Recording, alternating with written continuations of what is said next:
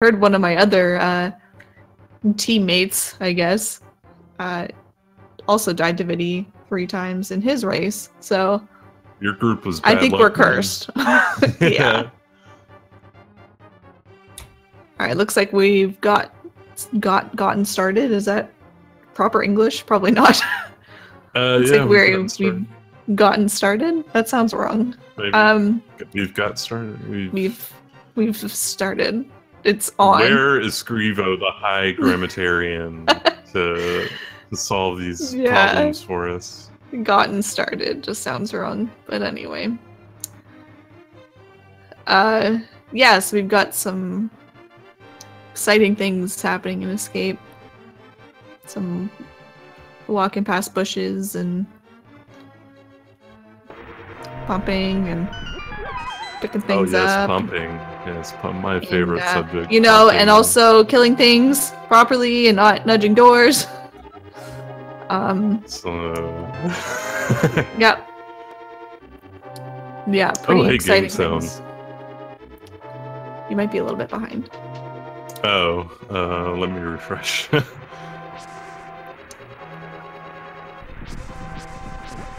Yeah, I was quite a bit behind. Thank you. Well, okay. I was like 3 rooms behind. Oh boy. That's yeah. That's pretty behind.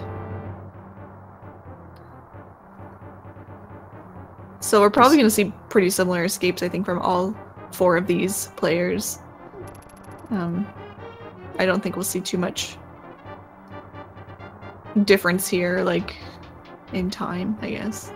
Yeah, Joe might play a few seconds better, just because he's a 124 player, and he's just going to tend to have cleaner movement overall. But it's not guaranteed, of course. Some bad things can happen, like Northwest Key Rat, or a really rough ball and chain fight. Yeah, it's, I guess it's interesting, because, like, when you get to this level where you're, like, you know, 125, 124, whatever, you tend to see, like, a lot of, like, pretty consistent, like, 151, 152 escapes, or better, even. And that's not something you really see, like, until you get closer to that point. Otherwise, you still see, like, you know, 555s or 556 from, like, you know, people who are from that 125 level and above, pretty much, is what you see more consistently. So it's kind of Escape, even though it's like a very minor segment, still kind of can set people apart from each other.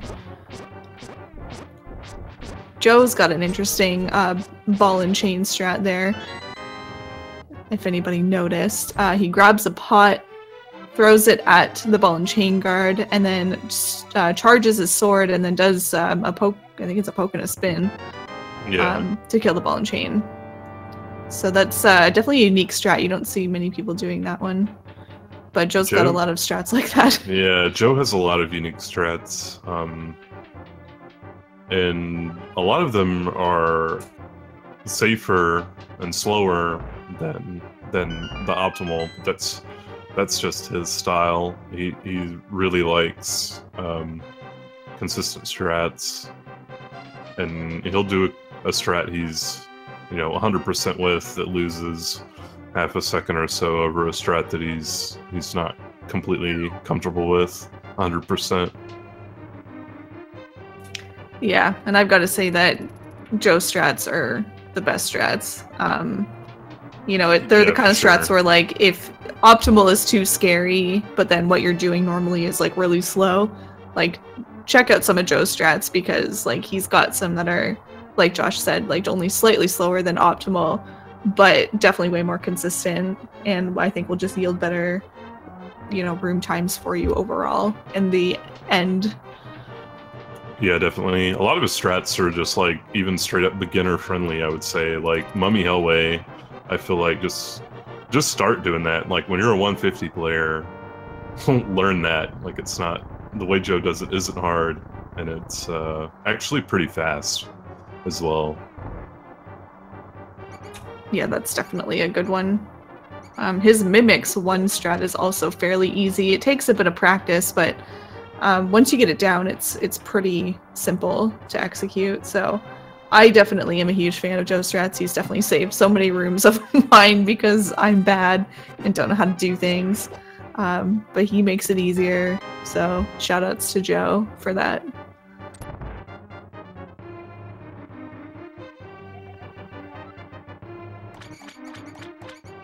Let's hope none of our runners get the Northwest Key Rat.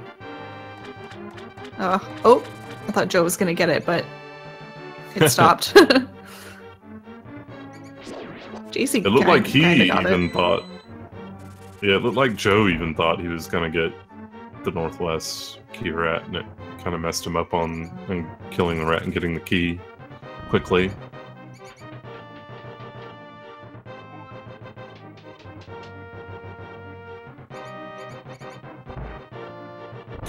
Ooh, that lever grab, switch grab, whatever it is, from Joe. Grabbed it from like across the room. Yeah. Looks like David and Joe got 553s, which is pretty good. Joe probably tends to want better, but yeah, 53 is alright for him. Yeah. Yeah, add that in there. It's alright. Yeah, it's really good. Yeah. So you'll be seeing Sankar from all 4 of these runners. I think we say it all the time, but one of the best safeties in the game for sure. It can definitely save you in tough times, especially on these screens here on the way to Eastern Palace. Yeah, definitely. And it only costs 3 seconds, so that's not much of a price to pay. A lot of the other safeties in this game, unfortunately, cost a ton of time, like 30 plus seconds. So that's a pretty nice one.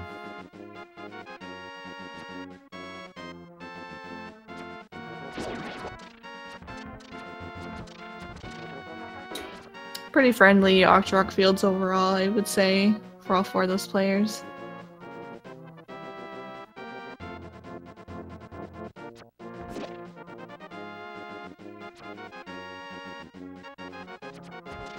Ooh, Joe taking some damage on the overworld here. Not a big deal though, there's definitely lots of hearts under pots in Eastern that he can take advantage of.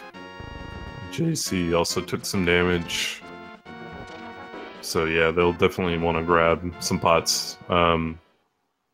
There's one in this room right after the cannonball room that is really fast. It's like single-digit frames to grab it over the other pot.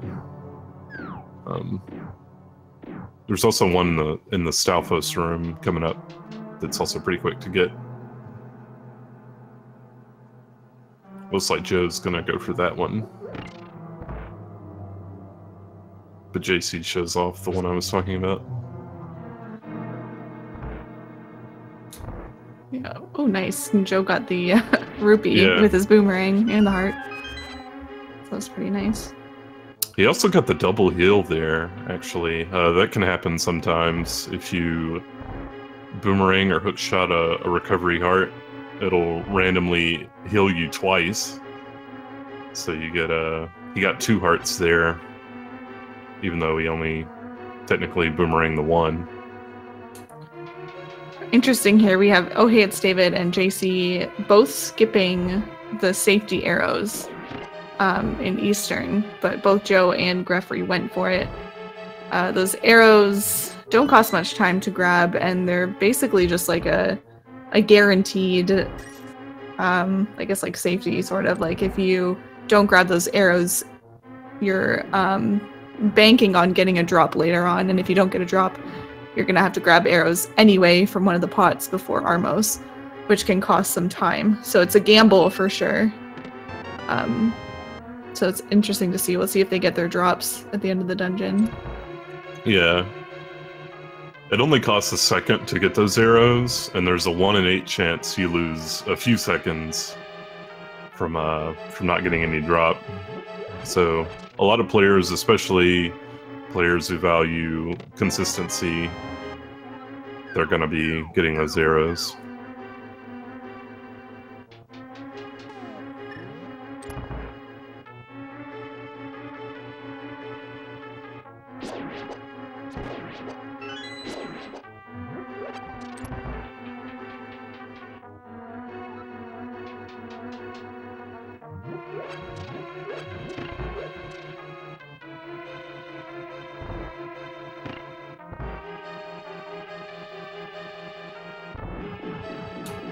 Zelda Gamer Room is notorious for being the worst room in Eastern. Definitely very RNG based, and those skeletons can ruin your day. Yeah, definitely. Everyone coming in the Armos fight. The goal with this, any setup with this fight, is to kill the last one and the second to last one in quick succession to avoid that sort of red Armos and rage phase. Yeah, it looks like they all got the quick kill from what I saw. I think Oh. I think David got the red Armos. Oh, okay. Yeah, but he's still on super good pace. So yeah.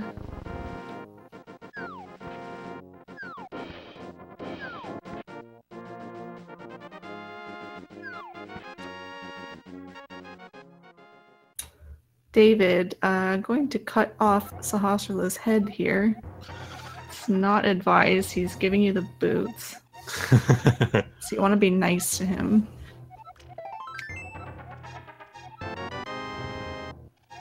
So with boots, straight away they're going to do this glitch here, where if they press dash on the first room, their spin attack animation, and touch stairs, they get to run around really quickly, just like this. Wow, look at him go. Ooh, JC unfortunately not getting it and choosing to abandon the spin speed. That is a good call. There comes a point where you actually start losing time from not getting it, so sometimes it's good to just abandon it and just dash. We'll see how many of them do this. It's like Joe, in typical Joe fashion, isn't going for this first one to the library. These library spin speeds are only half a second each, so yeah, they'll only do them if they're super comfortable. Yeah, they can definitely lose you time if you don't get it first try, or if you're dancing around the door to the library or whatever. So going for them is a bit risky, I would say. Yeah, one thing that's hard to pick up on super speed from a viewing perspective is just how difficult it can be to control Link when he's moving that fast through the screen. So some screens, the challenge isn't so much getting the spin speed as it is accurately controlling Link while you're moving that fast, you know.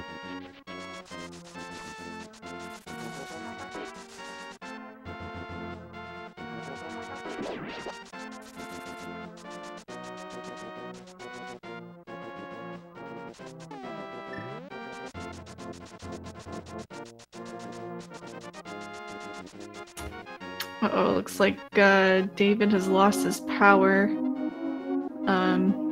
That's I don't know where he's from, but it has been mighty windy in the northeastern part of, well, northern, what do you call it? I don't even know where I am in relation to the rest of the country, but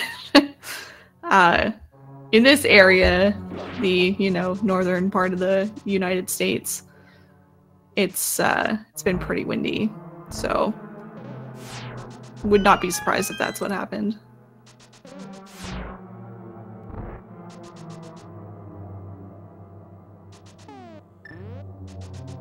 But that is definitely unfortunate.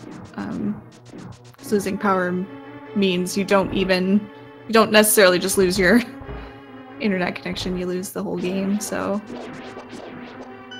yeah. I'm sure we'll get some people to figure out what to do about it. The organizers are probably on it if they're aware of it.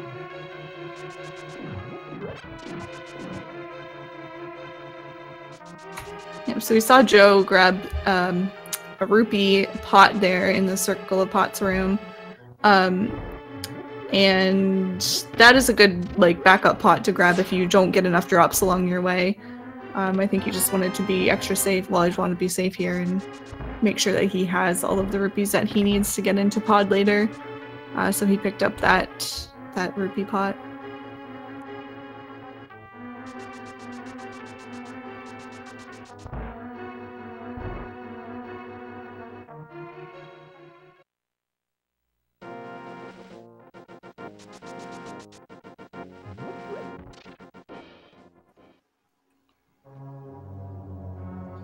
All of our runners moving into the second part of Desert. There's some significant RNG with how these popos in this room Joe is in move.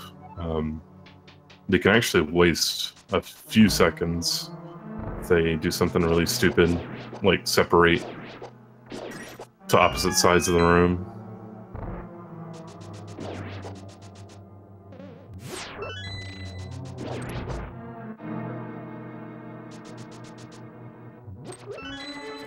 And now our runners will be finding Lanmolas. This is a tough boss. I'm gonna want to use the arrows. It takes 4 arrows to kill each worm. It takes 8 sword slashes, so they'll want to favor their arrows.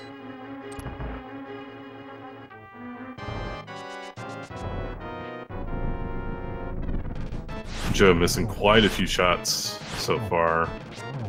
See if he can recover it. Oof, yeah. Greff getting that first worm down. Second worm down. Working on this third one here. When you get down to 1 worm, they actually shoot out 8 rocks instead of just 4, so it becomes a little bit more dangerous, I guess. Yeah. So you gotta be careful, I guess, when you're doing this fight.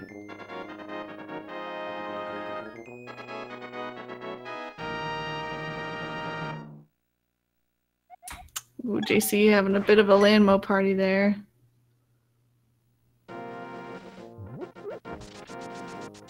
Some of these short hops, too, are pretty unfair. Yeah.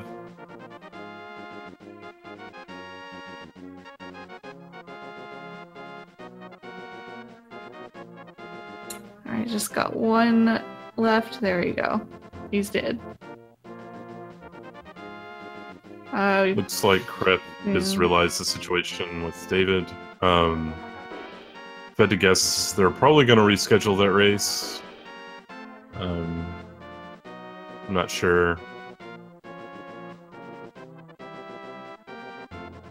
Yeah, if I had to guess, that's probably what's going to happen. Yeah. It's unfortunate. Both of them seem to be having pretty solid runs. Like, David was keeping pace with Joe coming out of Eastern. And it seemed like Greff had a pretty good Lanmolas fight.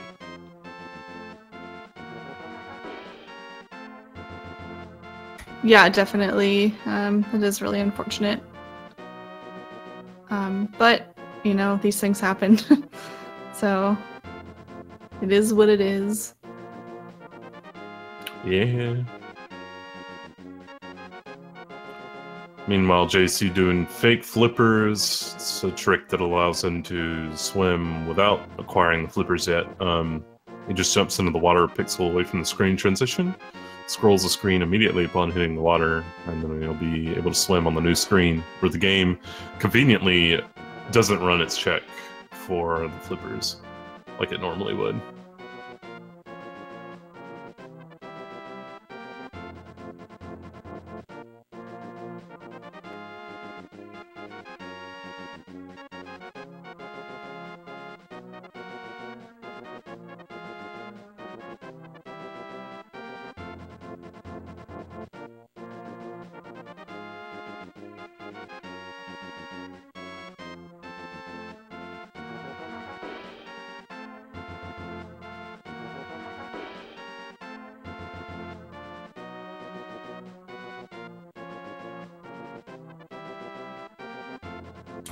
Alright, it looks like the racers have agreed to reschedule, so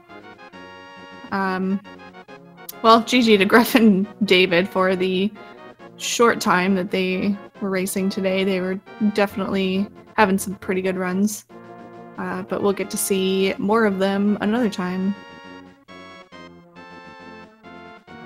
Yeah, they have agreed to reschedule, so that race will still happen.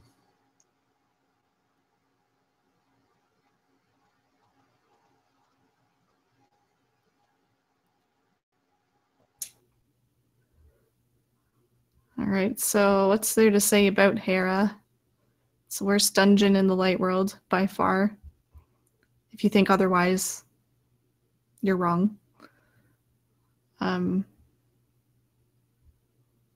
Yeah, it sucks.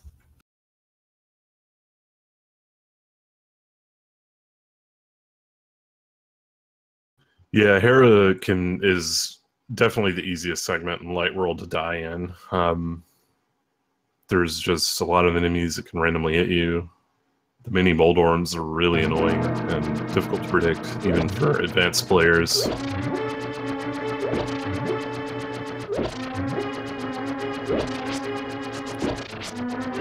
And to top it off, you have to intentionally take damage to get the Moon Pearl quickly, and you'll see Joe doing it shortly here. A little bomb jump to cross the gap that you're not normally intended to do. The game wants you to like go upstairs and fall onto the Moon Pearl section from a pit on the floor above. Spoilers, wow. Yeah. Sorry if you never played this game. I apologize. He's not actually sorry. No, I'm not. Yeah, no. Joe there just did the bumper skip, which I believe is a 4-pixel window. So not super hard to pull off, but it's definitely possible to misjudge where you are and hit the bumper, which sends you down a floor, so it kind of, I guess is slightly risky to go for, but not for somebody like Joe. Yeah. And probably not for somebody like JC either.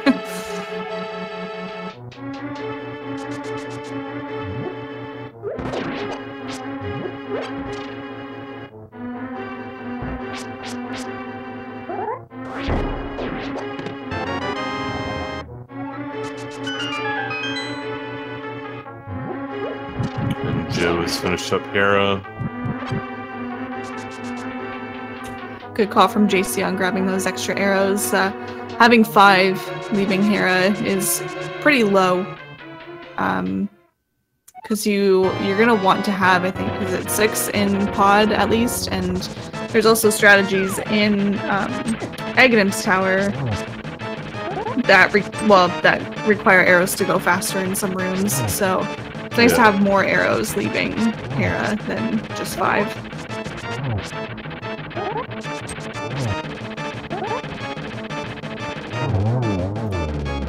Joe doing the tree rupees route. Every time you pull that tree, at least at this point in the run, you'll get 4 blue rupees. And then from there, his goal is to get to the next rupee tree without taking damage and with killing 4 enemies. And if he does that, the next rupee tree will drop 4 red rupees. And that's how we get our money to pay Kiki to enter the Palace of Darkness, which is the first dungeon in the Dark World. It's faster than any alternative by several seconds. As long as you don't take damage and have to do a backup. Yeah. If you take damage, you have to resort to a backup, which is going to lose you several seconds. So, yeah. Just don't screw up, easy. Yeah. It is harder than it looks, though. There are a couple pretty tight dashes in the Lost Woods. You can randomly get a guard spawning in some of the bushes you dash through. Or a bomb. Oh no, JC! Or that pickle can mess with you, like it did there with JC. I don't like that pickle. I leave him alone because I don't like him.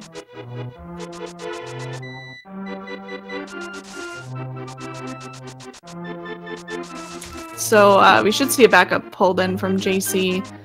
What you can do in this circumstance is he's still going to have to pull the tree in the Lost Woods, but then will, I guess, have to go kill 4 more enemies, without taking damage, and pull a tree in the courtyard, which is close to where Joe is right now.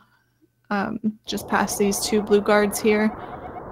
And that is where you can get your next tree pull from, and they should be reds. Although, if you're unlucky like some people, there'll be a bush bomb there, and you'll go dashing through those bushes to go pull your tree, and then a bush bomb will get you before you can pull the tree, and you'll lose your reds.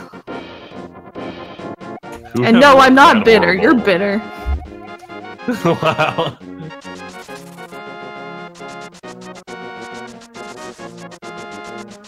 But yeah, it's some stupid things like that can happen in this game. Bush guards, bush bombs, they can really ruin your day. So there you see JC got greens from that pull, and then if he kills 4 enemies successfully without taking damage, he'll get reds on the next tree.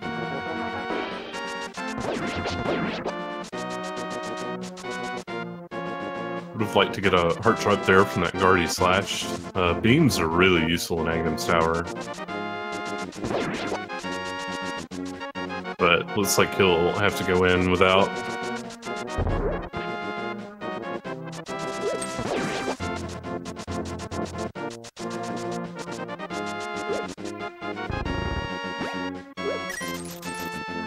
Ooh, too many things on screen. That's why I hate that tree pull. Yeah. It's pretty laggy. Well, it looks like he's farming a heart. He's got one. So he's gonna have beams now for this dungeon. Joe, meanwhile, just zipping through Agha's Tower. He still has his beams, which is pretty nice.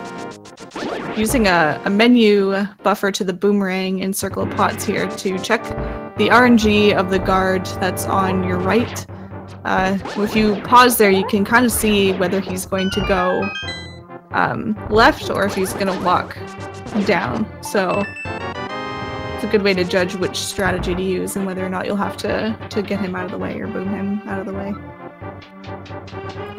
David telling us that they will be restarting the race. So, yeah.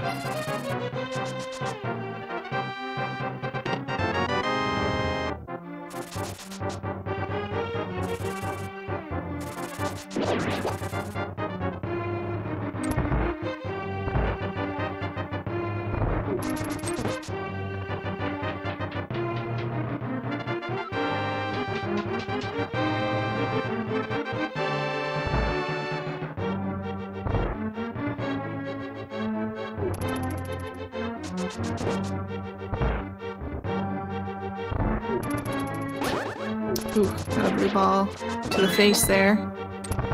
On Joe's screen.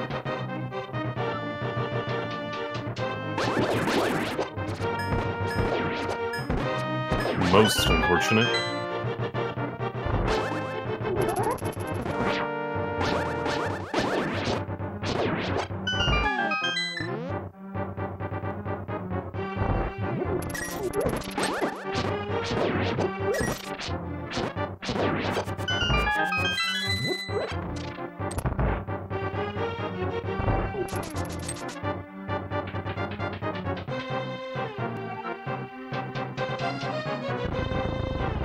It's like 2 blue balls from Joe, I think. I saw 2. I don't know if there were more than that. I think it was 2, yeah. Yeah, definitely wasn't less, I don't think, than 2. Or it definitely wasn't less than 2, because I definitely saw 2. So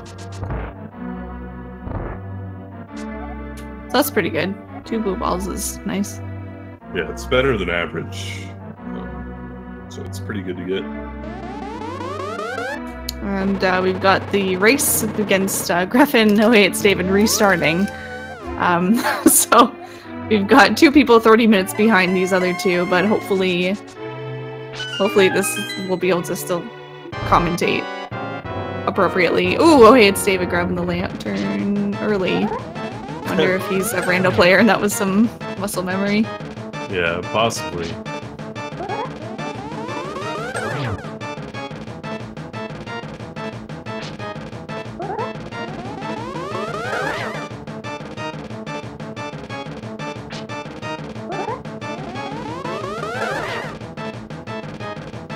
And the reason we don't get the lantern in Link's house is because A, it's just slower.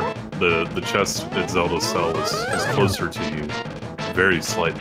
But another reason is the first item Greff's gonna get will actually be the boomerang, and the game will auto-equip the boomerang for him. David will have no such luxury. He may have to pause if he wants to use the boomerang. And that'll waste a second.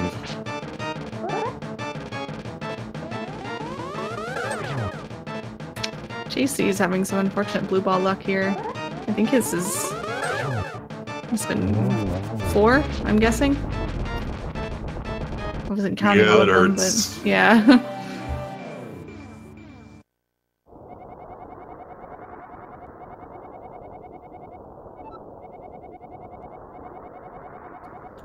That means he lost roughly 16 seconds compared to Joe on that fight.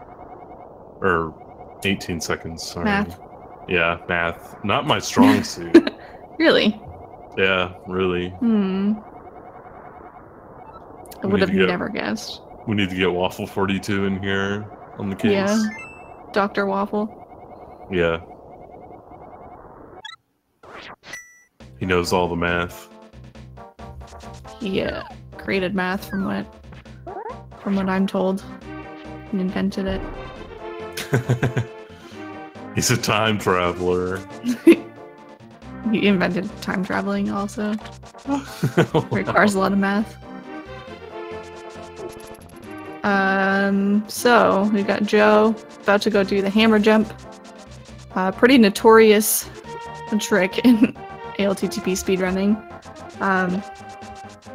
It's kind of, I think, people think of it as the hardest trick in the game. But that's definitely subjective. The nice thing about it is you get the pause buffers, so you can make sure you're on the correct pixels. This is a double pixel perfect trick, so your bomb placement has to be on the correct pixel, and then Link's position afterwards has to be on the right pixel. Joe getting a very good hammer jump there. I think he only did 1 extra buffer, and then got himself in place with some sword buffers. Yeah, his last sword buffer to get him in position was kind of last second, so he was pretty fortunate. It worked out that way. Meanwhile, David quite a bit behind in escape so far. He did grab the lamp early, so... Yeah, that's true. It doesn't lose that much time. No, but it looks like he may have gotten the chest in Zelda's cell as well, because he does have 6 rupees right now. And I think there's a 5 rupees in that chest. May have been some muscle memory in play there as well. Yeah. But hey, now he has 6 rupees. Yeah, I think Ball and Chain also gave him a bit of trouble. So sounds about right. Not an insurmountable lead by any means, though, this early in the race. No, literally anything can happen. Maybe Greff's power will go out this time.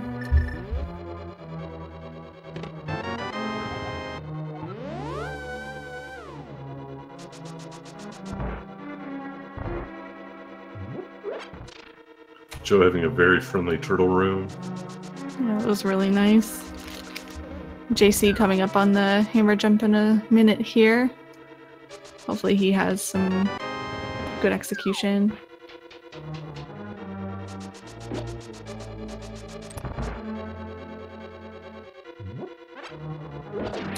Interesting that Joe... Oh, never mind, he's switching. I was gonna say, interesting that he doesn't utilize the sword out method for... Ooh, JC failing the hammer jump, unfortunately. Nice, almost sword fight out of Joe. Yeah, that was really nice.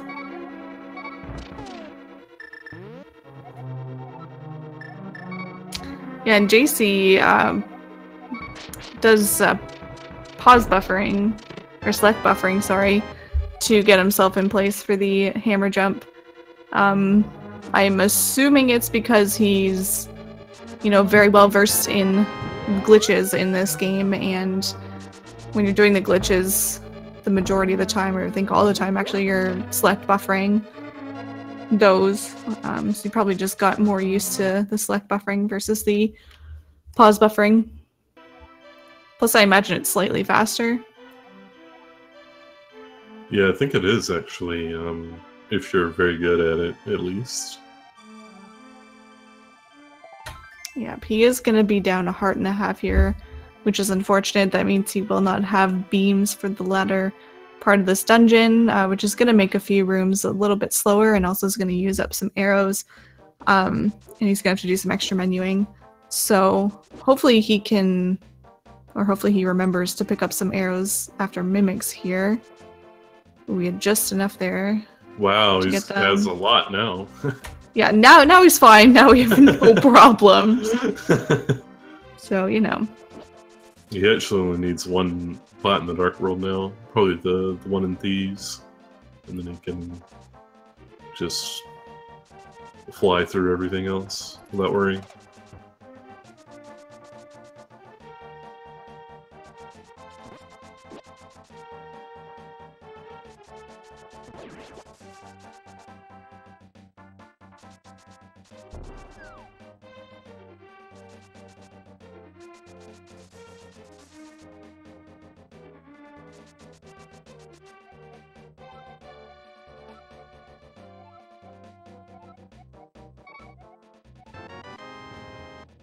Ooh, JC having a bit of a turtle party there, but cleans it up. I think he only took 1 heart of damage, it looks like, so not terrible. Could have been worse for sure. He's still a bit low on health. He can only survive 2 hits from Helmsor. He can survive 3. JC? Oh, survive. No, he can. He can take 3 and die. Yeah. 3 till he's dead.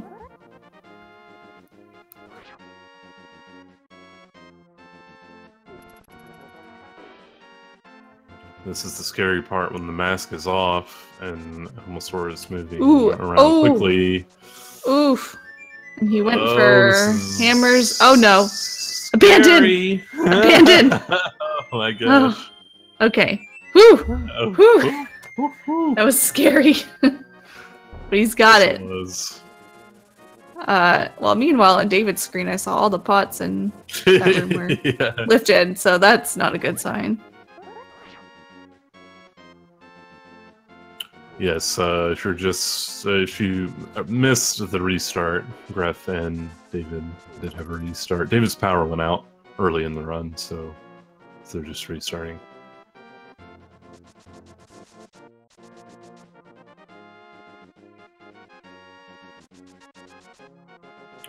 Gref has built up a pretty significant lead early on. I know David had kind of a rough escape, and maybe his Eastern isn't going so well so far either, since I just saw the last couple kills in the Southwest room.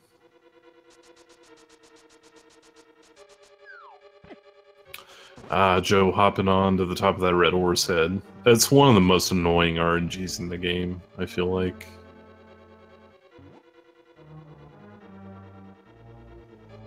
It's pretty much impossible to react to. Shout out to Blunt Bunny.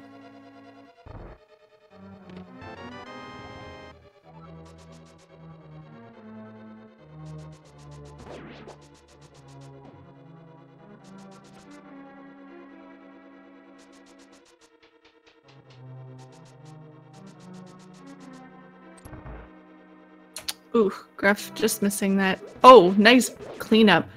So Gref just missed that that stealth was there with his arrow, and when he went back up to get him, woke up the red Igor, but was able to kill the red Igor and the stealth host before the red Igor fell back asleep. So that was really good. Nice cleanup. Ooh, oh no, taking a hit from an Armos. Yeah, this Armos might allow David to make up some of his time back. Yeah.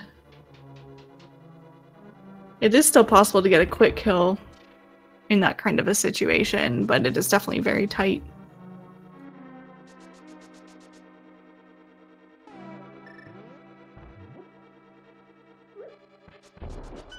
And always an extra arrow for the wall.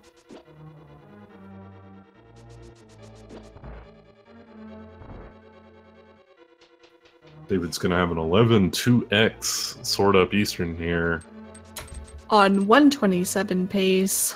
Oh boy. Not the kind of time he wants, I'm sure. No. No.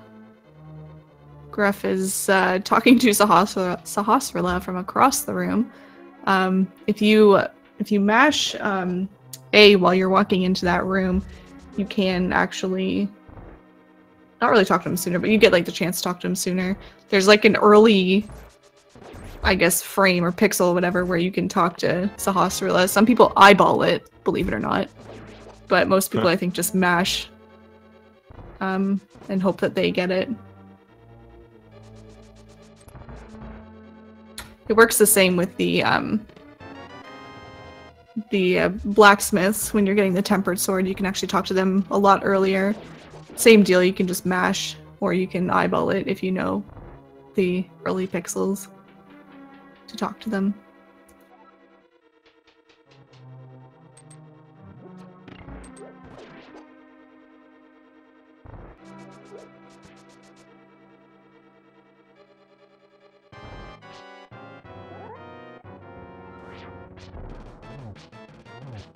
You saw Joe charging up his sword there and then letting go and recharging. That, from what I am assuming, is to avoid spinning blind on his first hit. It allows him to just like get rid of that possibility at all and just poke blind instead. Yeah, I think that's actually something Joe came up with. He's definitely an innovator as far as little safeties go.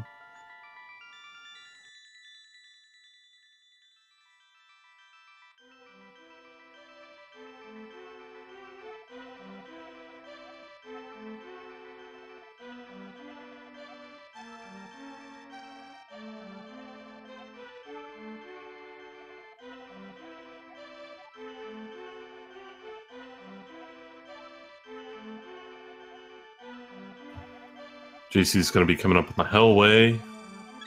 Hopefully he gets good luck and hits the God pixel in the middle of the room.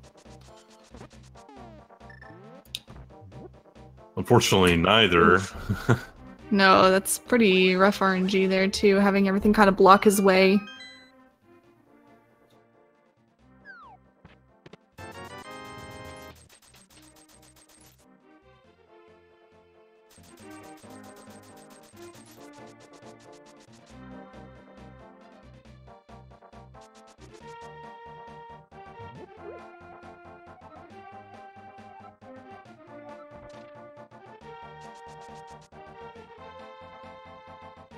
JC is definitely taking it careful. Oof. Oh, accidentally leaves the room before the bomb has blown open the hole in the floor.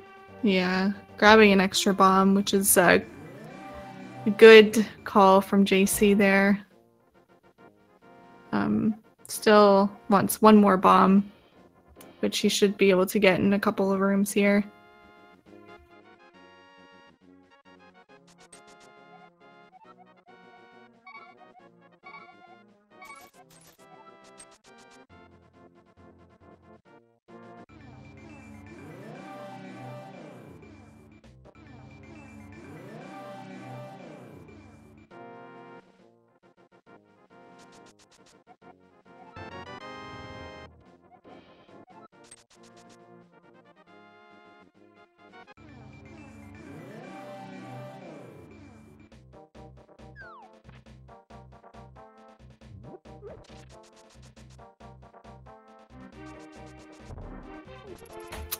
Joe misses the fence dash.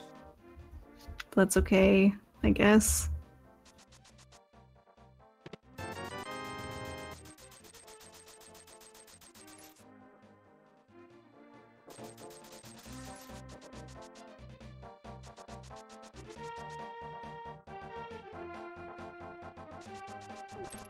Oh, hey, it's David. Went for the Desert 2 spin speed there, but I don't believe he came off the stairs cardinally, so didn't actually activate it.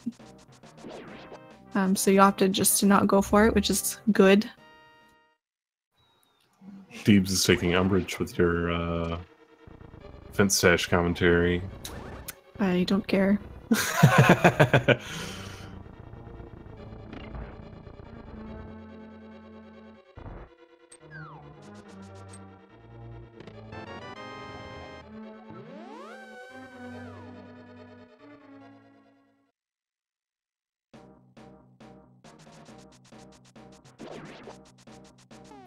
JC is killed blind.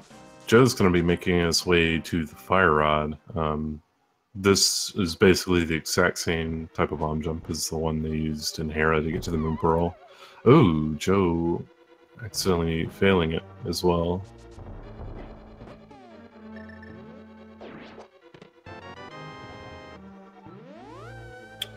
Luckily, that one's not too bad to fail, because you just basically restart the room. The Hera bomb jump loses like 40 seconds if you fail it. It's really awful.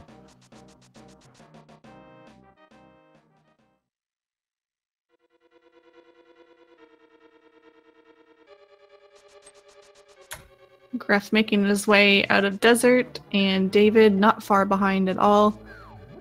Just about a cutscene behind, which is a short one.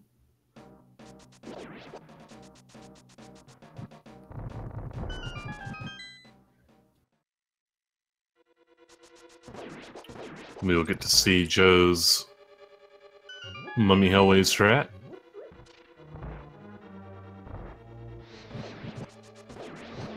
It's only about half a second slower than optimal one, I think.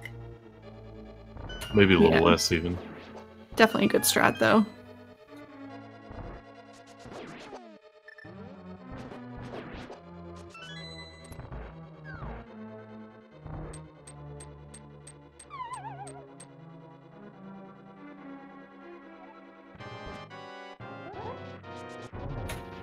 Good big flippers from both Gref and David.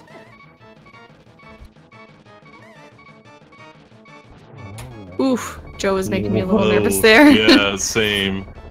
That was pretty dang scary.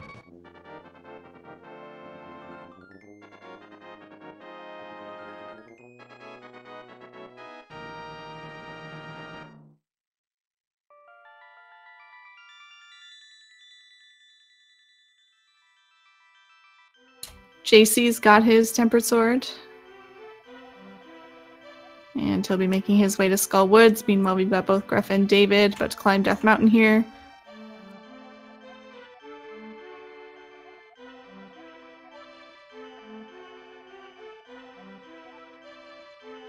That is an emote. Yes. Yes, it is.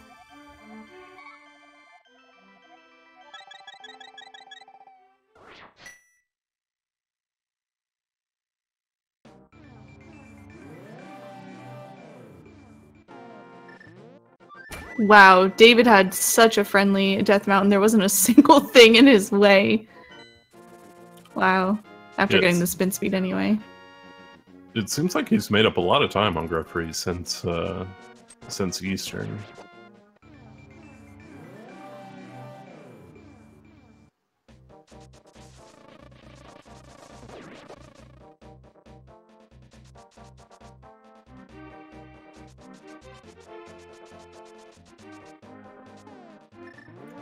JC had a really nice mummy statue. Yeah, I was just gonna say that actually.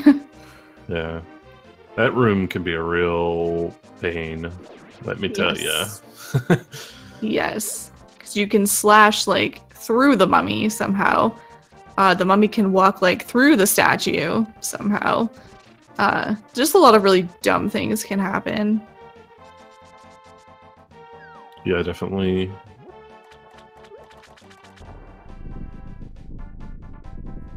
Joe's going to be getting his Quake medallion. And then going to purchase the flippers. And then he'll be headed into Ice Palace, which is the the mid-game heart attack segment, where Yes. a lot can go wrong, and your run can immediately go straight to heck. It's pretty scary. Yeah, you really need to focus during this segment for sure. Ice is just a series of difficult rooms that have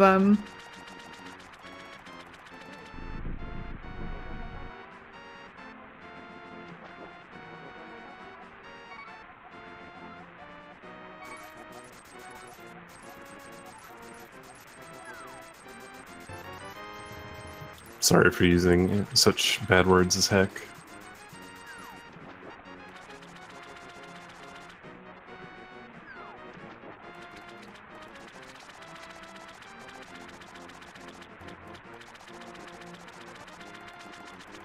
Greff getting the bomb jump. Hopefully David follows suit.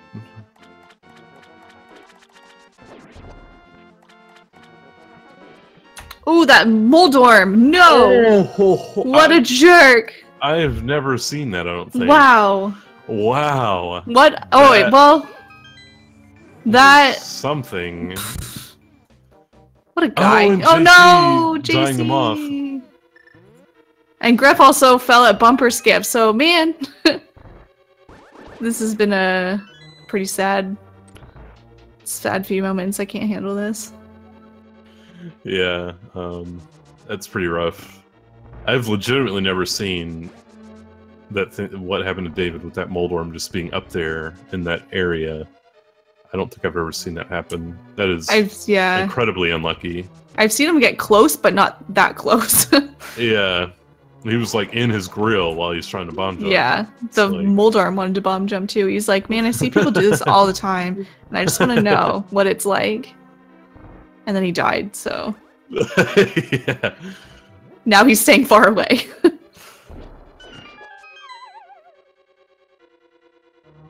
Alright, JC is back into the moth fight here. Looks like he's having a bit of a better time this time. It looks like he only maybe needs one more hit. And of course, Moth sticking to the top of the room. One way to, I guess, get some hits on Moth while he's at the top of the room is to poke dash him. But given what happened to JC, I don't blame him for playing it safe. Yeah, not at all. The only, you know, any boss death is bad, but a Moth boss death is probably the least problematic, just because your route to get back to him is pretty short. Yeah, the worst part about it is having to get magic for the mummy hellway again, but thankfully those mummies drop magic, so... Oh, David taking 2 falls on Moldorm here, and he only has 1 heart left, so he's got to be careful. Yeah, he's got to be really careful. Another player needs to be careful is Joe, coming up on Cold Stare, which is probably the scariest boss of the game in terms of risk of dying. Also a neat strat he has in this room. Oof. Come on, David. Okay. Whew. Makes it through.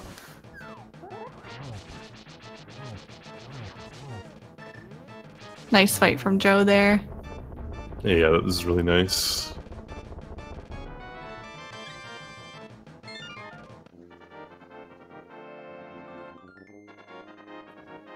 Low 54 crystal. Joe's actually on pretty decent pace.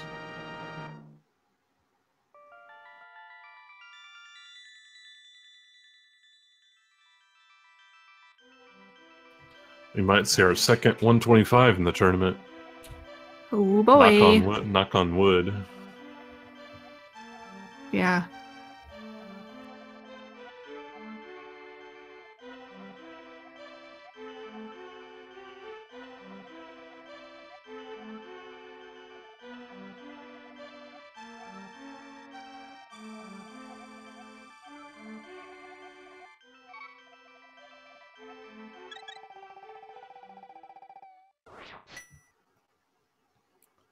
Joe swords up. He's going to be headed to Swamp Palace next. Surprised JC didn't try to get that heart from that bush. Being 1 heart down, entering Ice Palace isn't the worst thing in the world, but the second room can be a lot slower if the jelly with the key is sparking, because you have no way to really kill him quickly without sword beams.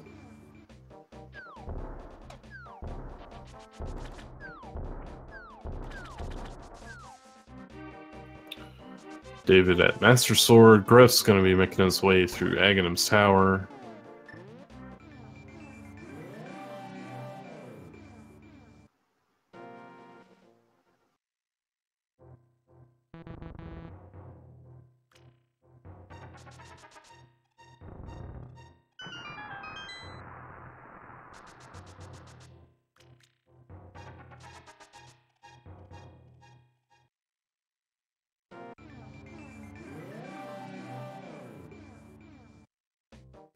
And Joe entering Swamp Palace,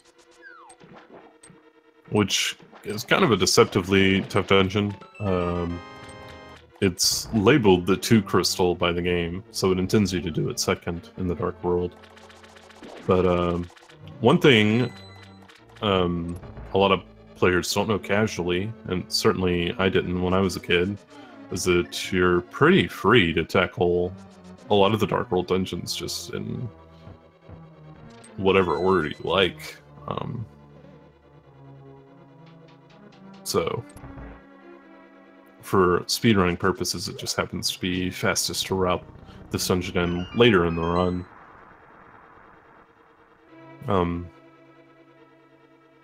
But yeah, coming here so late means we have an upgraded sword and 11 hearts, so it's rarely a death risk, really. But there still can be a pretty big difference between advanced players and more novice players in terms of the time you end up getting. Just because executing all the movement very well and reading all the possible enemy patterns well is essential to getting a good time.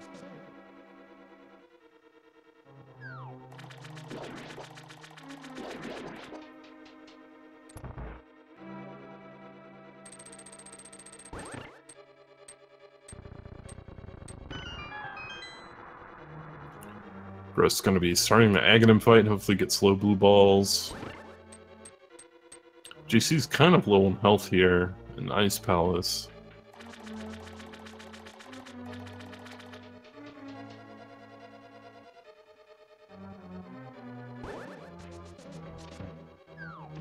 It was a very nice conveyor room from him, though.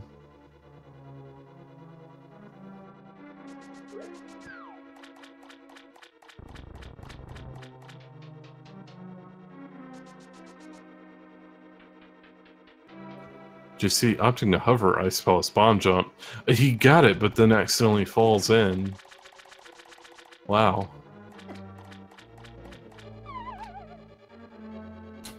Gets it a second time, thankfully.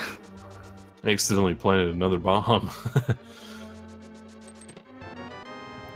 He's very low on health here. Unfortunately, will not be able to take a hit from any of the cold stare buffs. If he chooses to take this damage boost in the next room from the big spike, he won't even be able to take... Oh, he's going to grab that heart there.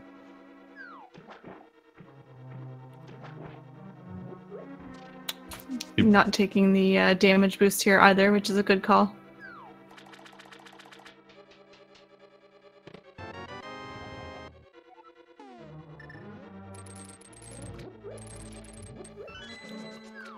It's like Greff finished up Aghanim. I wasn't able to see how many blue balls he got.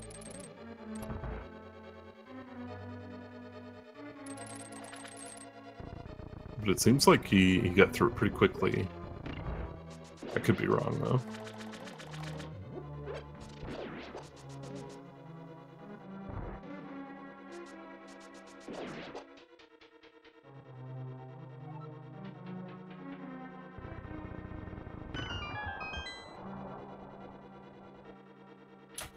Alright, so you got JC in the cold stare fight. Like we said, he's got to be careful here. Ooh, nice. He gets nice it. fight. Yeah.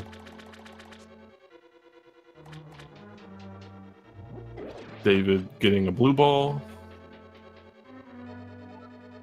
And another one. You got at least another two one. in cycle.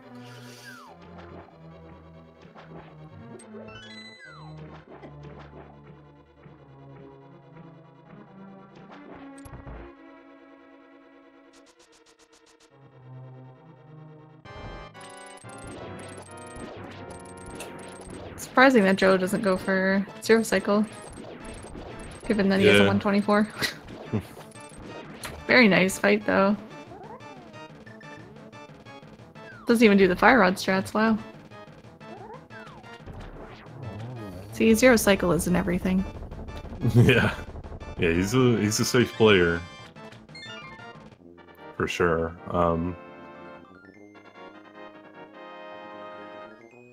It's definitely common in this game for people to say, oh, X strat doesn't matter, just look at Joe.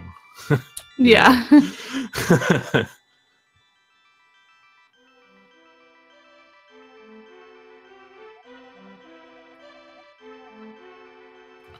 Which, I mean, it really doesn't. Players overthink their strategies a lot, I think. Getting really good times in this game is more about movement and just not making mistakes more than having all of your rooms and strategies optimized. Yeah, definitely. Like, it's amazing how much time just, like, not nudging doors throughout the whole game can save. Yeah.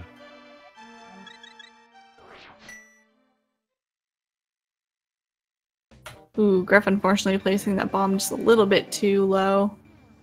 Having to place another one.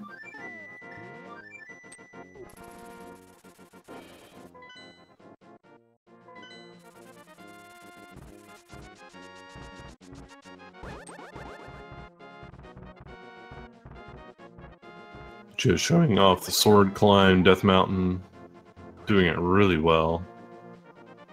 This was another interesting thing that I thought Joe does, because like he is always like we have said countless times now, known as like a more consistent, safe kind of player. Goes for like safer strats, doesn't go for zero cycle Fiddy, or zero cycle Argus, sorry. But then, you know, does this route where he gets Ether and Ice Rod during the Mire segment versus doing it during the Swamp segment, which is definitely a lot safer, because, you know, taking damage before Mire could mean that you don't have hearts for Mire 2, and you also have less hearts going into the dungeon, which means potentially less hearts for Viddy.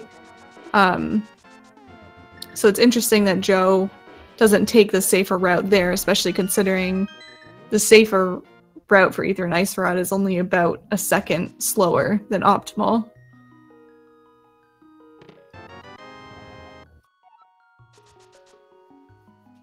Yeah, I know I've talked to him before about his strats, and he says sometimes, even though he generally values consistent strategies, there'll just be a room or some sort of strategy where he's, for whatever reason, very consistent with the harder, more optimal strat.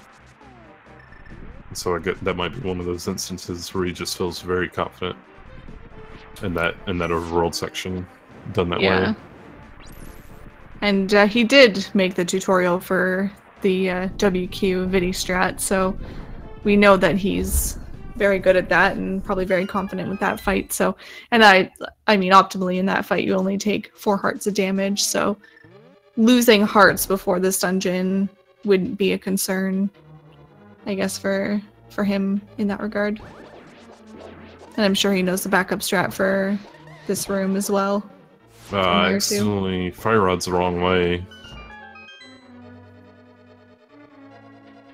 I'm still able to clean it up though.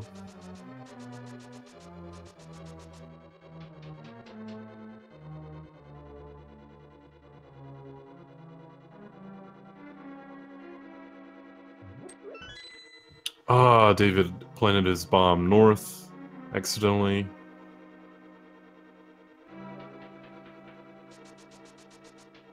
Yeah, that is unfortunate.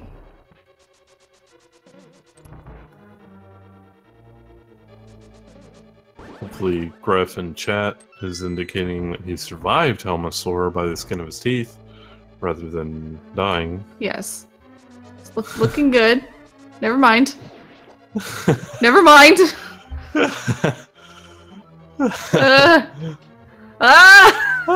Gref, please! Ooh. Okay. Oh, man. Wow, it started out like so good and he was like full hearts, he's like doing fine, and then it just like took a turn for the worse. But shoutouts to Sankheart for that one. Yeah. Only had one heart at the end there, and that is our lovely friend, the Sankheart. That is exactly why we get it. Why we get it, not you. Well, yeah, okay. Yeah, you're too good for it now. I will probably be getting it in my bracket races, because, yeah, I definitely die way more without it than I ever did with it, so. Truth. Joe, I was able to catch his torches time, and he's on comfortable 125 pace. He could even have a bit of a sloppy end game and still get a 125. That's pretty nice. So, yeah, really solid run coming from him.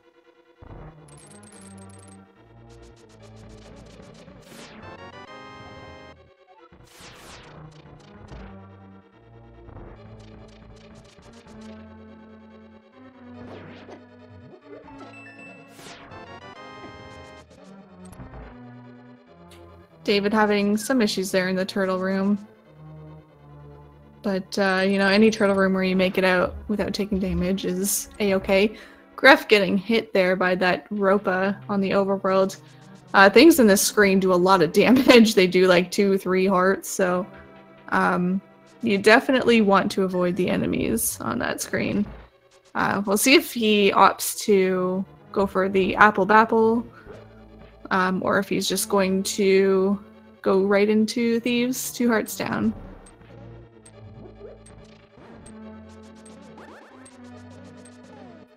Yeah, this is another thing Joe does more risky than normal, is the way he plays this bomb wall.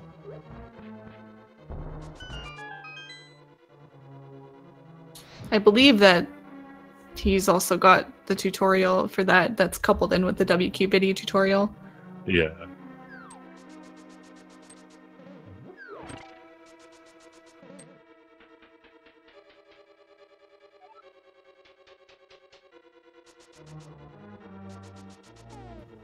He's a very good player on Biddy.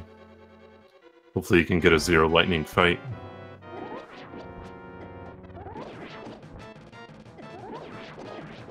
Ooh, nice. Gets all the eyeballs with the spins. Very, very nice fight. Yeah, that's very good. Oh no, JC missed the bird. There we go.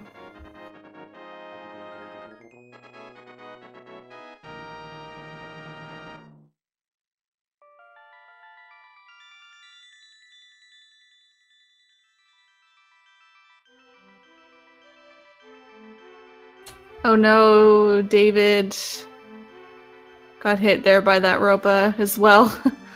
Just, well, Greffery got hit by a different one, but still they both took damage on this screen.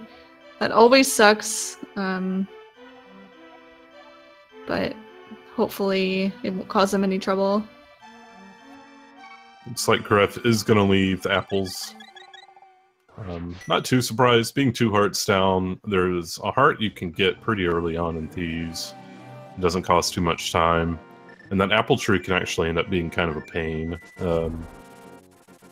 Like the apples, how many spawn is random. The direction they spawn in is random. So you can get like really unfavorable spawns where you have to deal with a bunch of the guards to be able to get them. Can be pretty annoying. The screen can get a little laggy as well. Yeah, that as well. JC unfortunately doesn't have a bomb.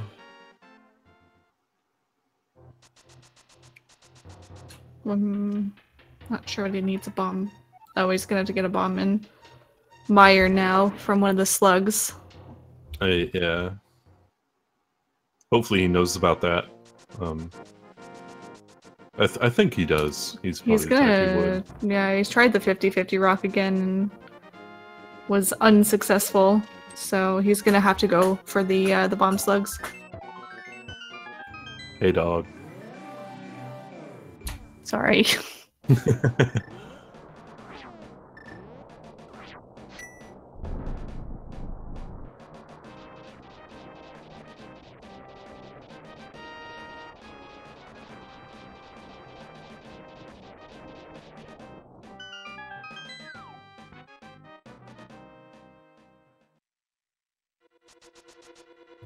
Griff kind of have rough Hellway RNG there, but does manage to get through. He's down to 4 hearts though. That can be scary, especially since like these grasshopper enemies, as I'm told they're called. They are. They can just sometimes randomly hit you while you're dashing through these rooms. And they do 2 hearts of damage. Like, ooh, just like that. Exactly like that. Wow. Yeah, that's really annoying. And now he's a hit away from dying to a lot of the enemies remaining in the dungeon. Any of the horse heads will kill him in 1 hit. So, has to be careful.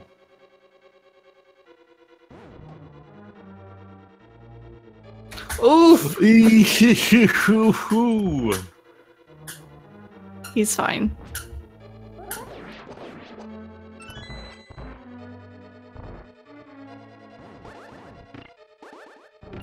Nice chomps from Joe. Ooh, JC. I think he got hit by the bomb there, so not terrible. But it does got a 4 bomb drop. It's really bad if you get hit by the slugs there, because they do 4 hearts of damage, and with the way the health is routed in Mire, you really can't afford to take that kind of hit, you know? Like, it just can't happen. You just can't. It just can't. Ooh, Joe getting the nice pokey RNG in that room, and also gets his fairy drop. It was very nice.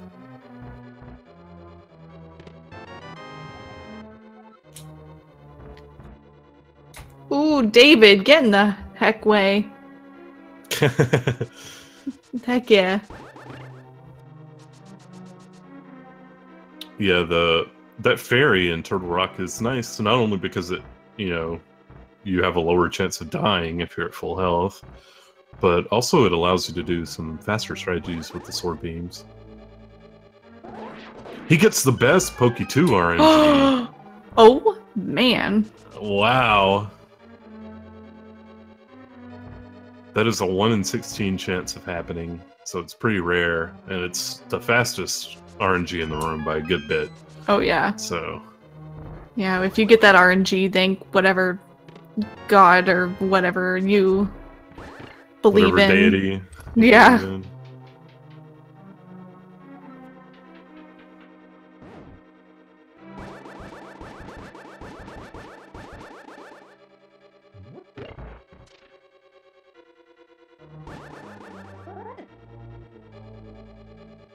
Got Gruff in the cutscene. David will be rescuing the fake maiden soon. JC making his way towards Vitreous.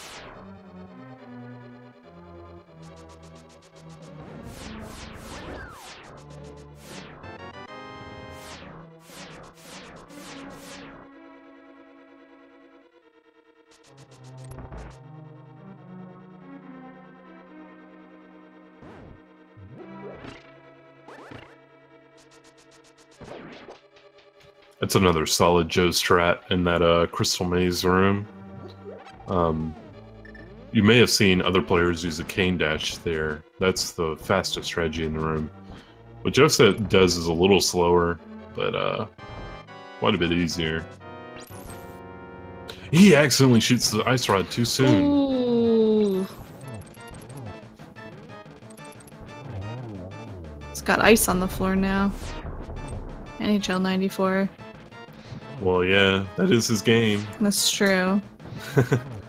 I gotta be honest, when he plays NHL 94 in his stream, like that's pretty chill, because it's a good game, and yeah, good memories with that game. I remember I went to their room at AGDQ one night, and he's just letting the computer play against the computer in AHL 94, and so you just have the sounds of the game. Yeah. It's that dun, dun, dun, nah, nah. And it goes so slowly. Yeah. Dun dun dun dun dun dun. Yeah. Even that part is really slow. It's really funny. Yeah. Joe is still on pretty comfortable 125 pace, actually. He can still have like a couple mistakes and still come through with it. I would say if he has a good run, it should be a mid 125. So very good run from Joe.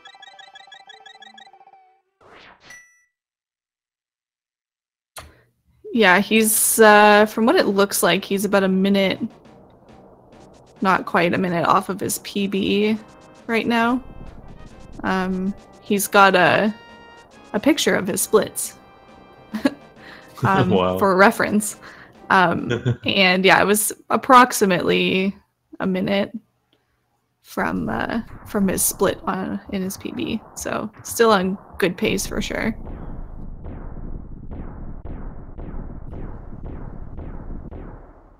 He'll be starting at Gannon's Tower. JC approximately a dungeon behind.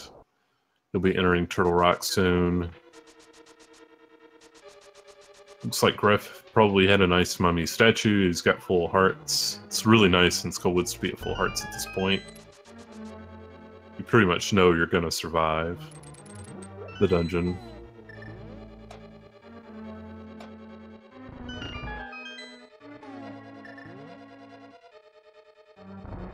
Greff seems to be having a pretty nice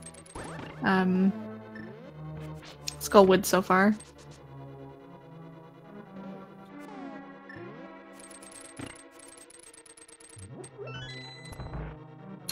David, get in the fence dash. Hype! How much do you hate yourself for saying that? A lot, actually. I feel unclean, like I need to take a shower or something. Now you need to go, wah! Never. And then you can fully GDQ meme.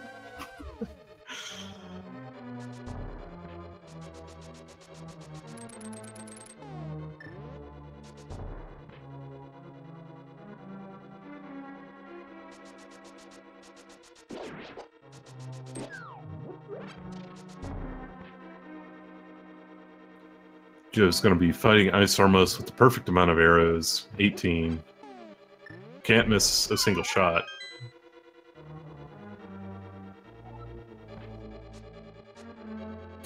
Meanwhile, Greff is on Moth. And makes it through okay. Just takes a couple of hits. Maybe just one hit. It's not bad. David had a bit of a rough mummy statue room, so hopefully the rest of the dungeon goes well for him. JC on Chomps. Ooh. Ooh. Alright, makes it out. Yeah, makes it out just fine.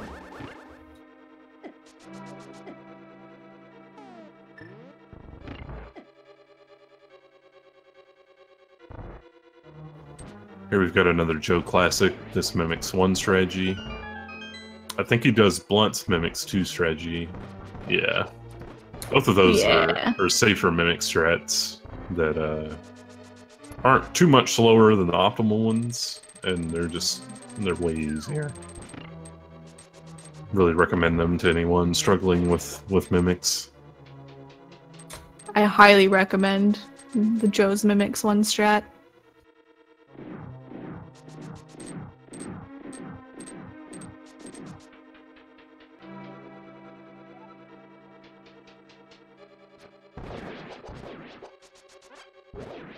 Rip.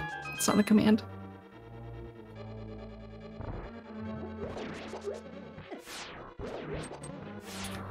And Joe and Gauntlet, the notorious part of Ganon's Tower, series of 5 rooms where you have to kill everything in the room in order to progress. And they just fill it with a bunch of stuff from the game that you hate, like ice and conveyors and spikes and BMOS and etc, etc, etc. Yeah.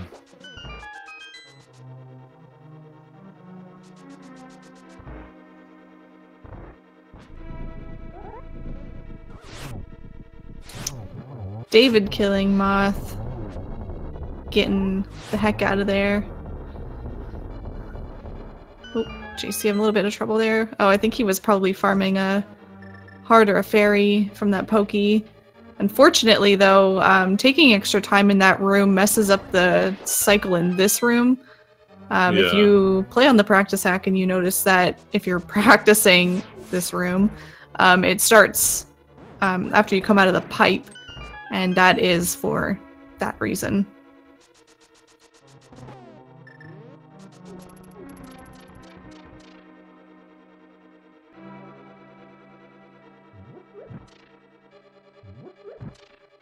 This is where MX explains in depth to us what a super tile is. Right? It's a giant tile that fights crime and saves the day. It's a tile that wears tight a clothing cape. and a cape. Mm-hmm. Yeah, and I think its weakness is kryptonite, probably. You might have caught him in the latest Avengers movie. Yes. Saving the world. I'm positive I saw him there. JC dying to laser skip, oh no. No! Super tile will sweep in and save the day. I can hear him coming right now. Just wait for it. Yeah.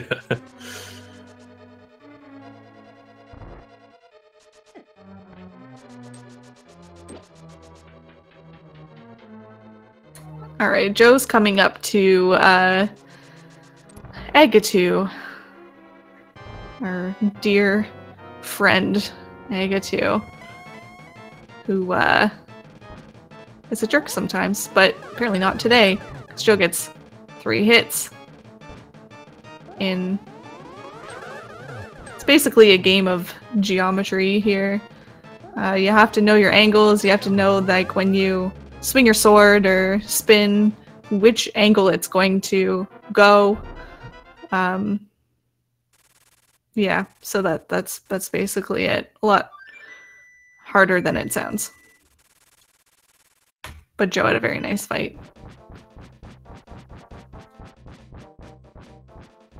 Very nice indeed.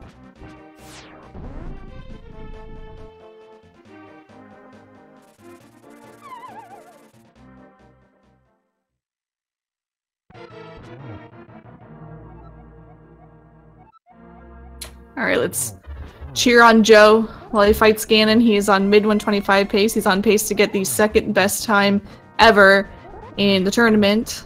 Would be pretty hype, I think. Yeah, would be a really solid showing out of him. I'm sure he'll be happy. In his group races, the best time he had was a 127. So I know he was, I've been to his stream and he was kind of upset about that. So I'm sure he'll be really pleased to get a 125 if he can. Kind warps, so it should happen. I think he only got 1 or 2. Yeah, very nice torch glitch there as well. Very well timed. Now he just has to get 3 spins per phase.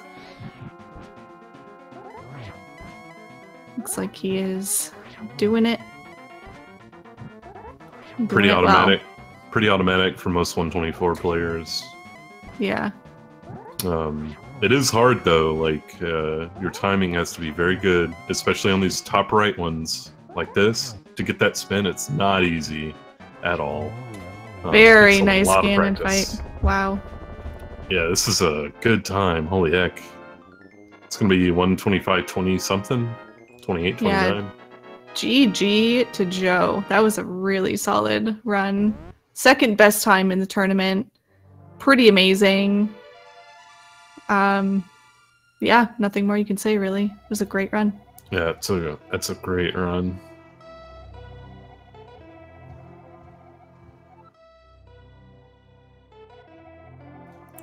Big GG's to him.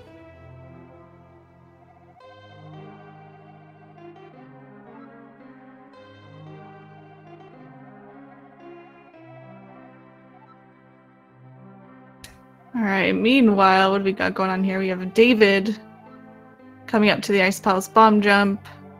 Looks like Ref just finished Cold Stare, and JC just killed Trinex. So we're moving along here.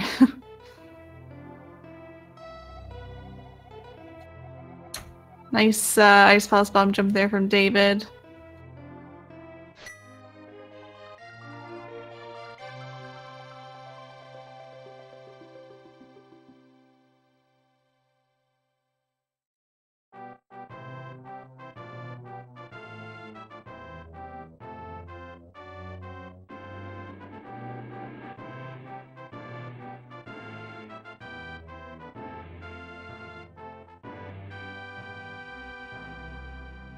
Right now we've got JC coming in to Ganon's tower shortly here. Gref having a lot of trouble with spin speed while he's climbing Death Mountain to get to Ether. And this is why we get it during Swamp instead of Mire. Because of all the damage. Yeah, that 4 hearts would mean a lot if he was doing Mire next, but since he's doing Swamp next, it doesn't really mean much. And by we, I meant like there's a handful of us. Oh, David having in trouble on Cold Stare here. Oof! Okay. Oof! Oh my god! Okay. It's only got one more to go. Come on, you can do it, David. No. Come on, David. Come on. You can do it. Oh, thank God. Ooh. Whew. GG, David. There was one of those that was so scary. Yeah, that was definitely giving me a slight heart attack.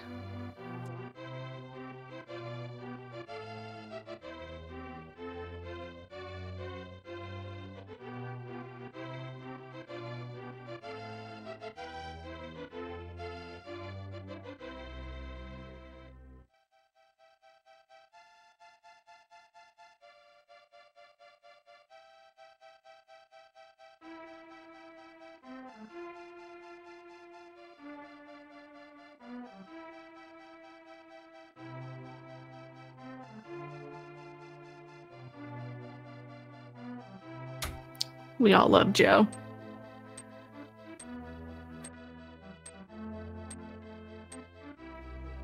Yeah, it was a great run.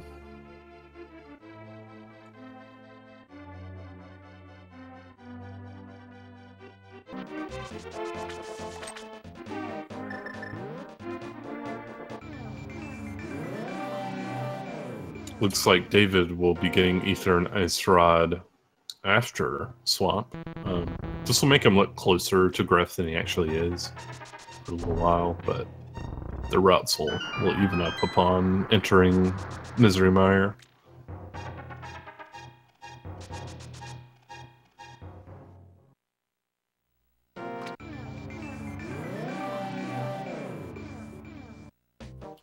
JC has his big key.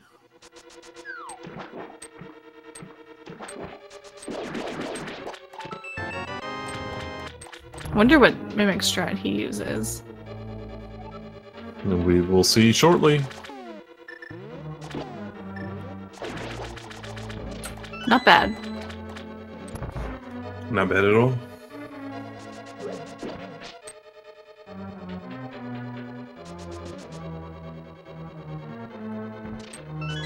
Oof, getting hit in Mimics 2 though, not good. Yeah, this room can just go sideways really fast. Yeah, and basically once you get hit by one thing in that room, it's pretty easy to get hit by multiple things in that room. So it sucks getting hit by anything there. Yeah, definitely. Looks like JC will be getting the fairies here. Who are these fairies named after? No one knows. Definitely not Josh. Definitely not Josh. They are definitely not called Josh fairies. You definitely Definitely never not. heard that before. Never. Nope. Nope. Ooh, having beams here though. Sometimes can help you out. Sometimes can work against you. Yeah. A lot of times you'll go for a slash on an enemy when you have them, and the beam actually will have priority on damage. And the beam damage is much less than your actual sword, so it can be pretty annoying, to say the least.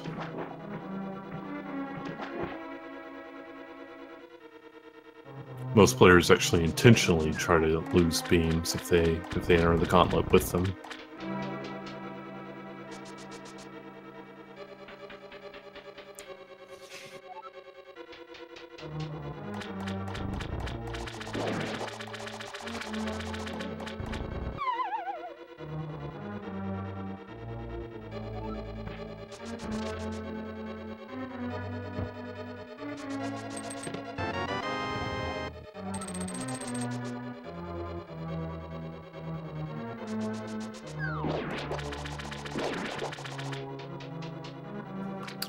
JC missing the one cycle in that second wizard room. It's kind of tough to do, but with some practice, you can get it down pretty consistent, I feel like. Yeah, for sure.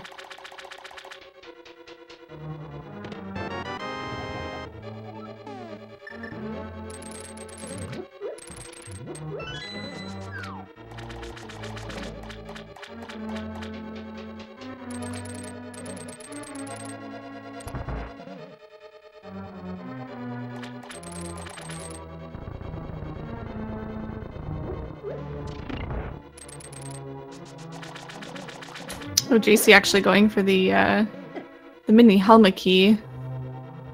That's one where you take damage to get the key.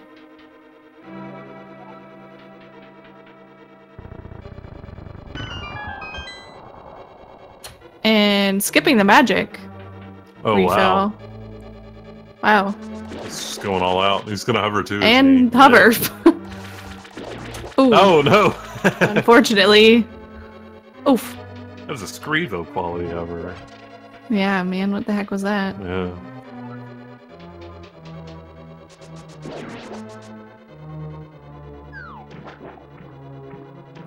Oh, just gonna try again from the other side. I've heard that the other side is easier, but I don't know that for sure. And he gets it. Very nice. Meanwhile, we got Gruff fighting Argus, not doing Zero Cycle, because as Joe demonstrated, Zero Cycle does not matter.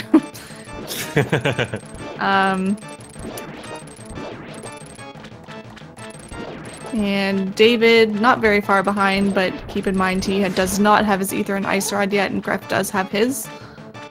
So that's about like a minute and a half difference between the two there.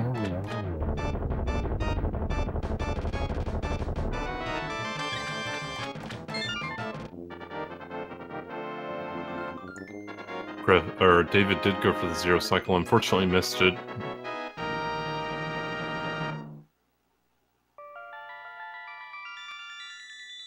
JC getting down egg 2. Gonna be heading into the Ganon fight. I wonder if he uses Lamp the whole fight, considering he didn't get the magic refill. Yeah, it's a good question. I'm not sure. I guess we'll how he find plays out. it.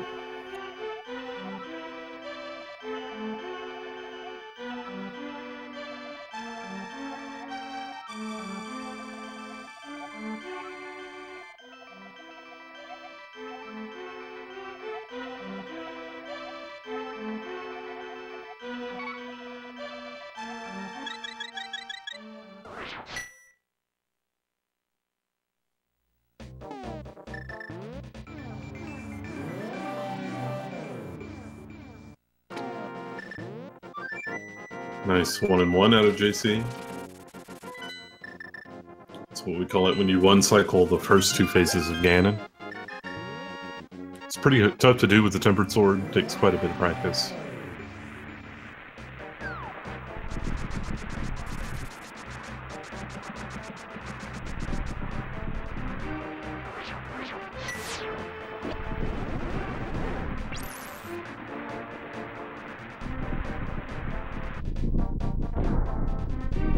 Oh, these warps! Holy moly! Ganon, so come on! many warps. Each warp loses Wow. approximately 2 seconds, so that was pretty rough. Oh, and he's oh! Shoutouts to That's Blue unfortunate. Ham. Yeah. Blue Ham maybe 3. Ooh, Oh, that was scary. if he'd gotten hit by that fire bat, he would have been sent off the edge for sure.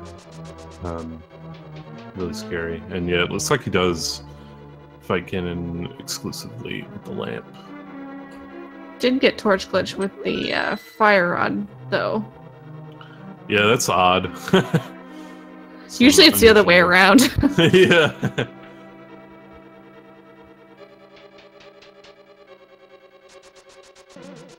Alright, he's switching to fire rod now. Now that he knows he probably only has a couple hits left. Very nice. G to JC.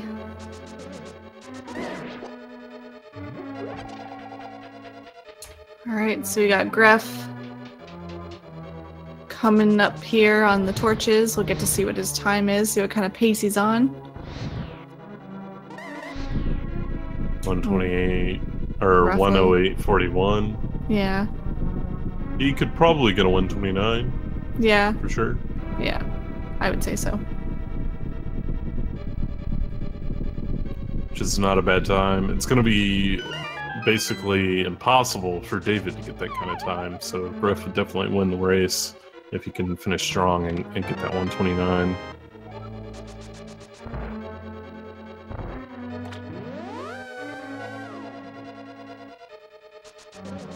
Oh, we do have JC joining us.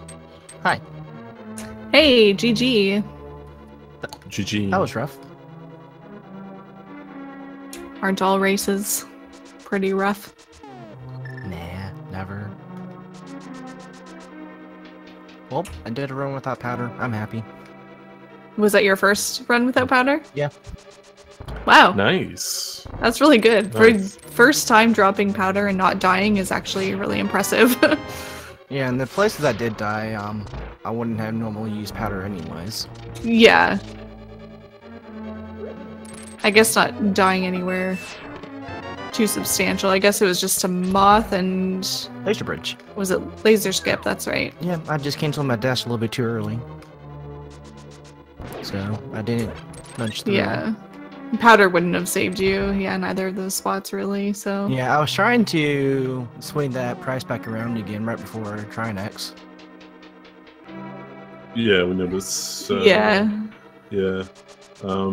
Unfortunately, you ran into some trouble in the...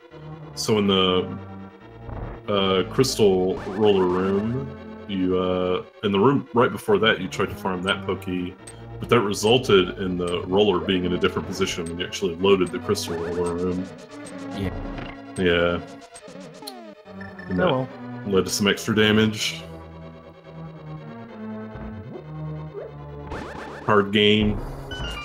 Pretty tough. Yeah, there was a lot of clutch fights in there.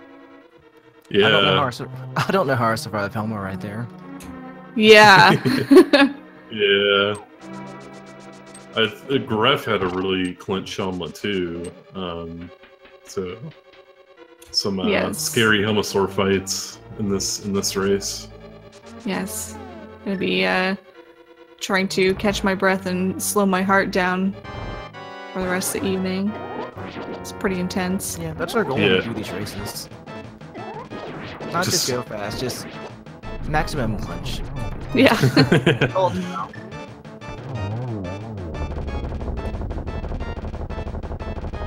So since this part of the tournament is single elimination, that does mean that we say goodbye to JC in the tournament. But how was your overall tournament experience? It was fun. When I signed up, I didn't think I was going to make it into brackets anyways. It wasn't until I took a look at, I guess, what the PB list was right before the tournament's like, oh, I'm a little bit higher than I thought I was.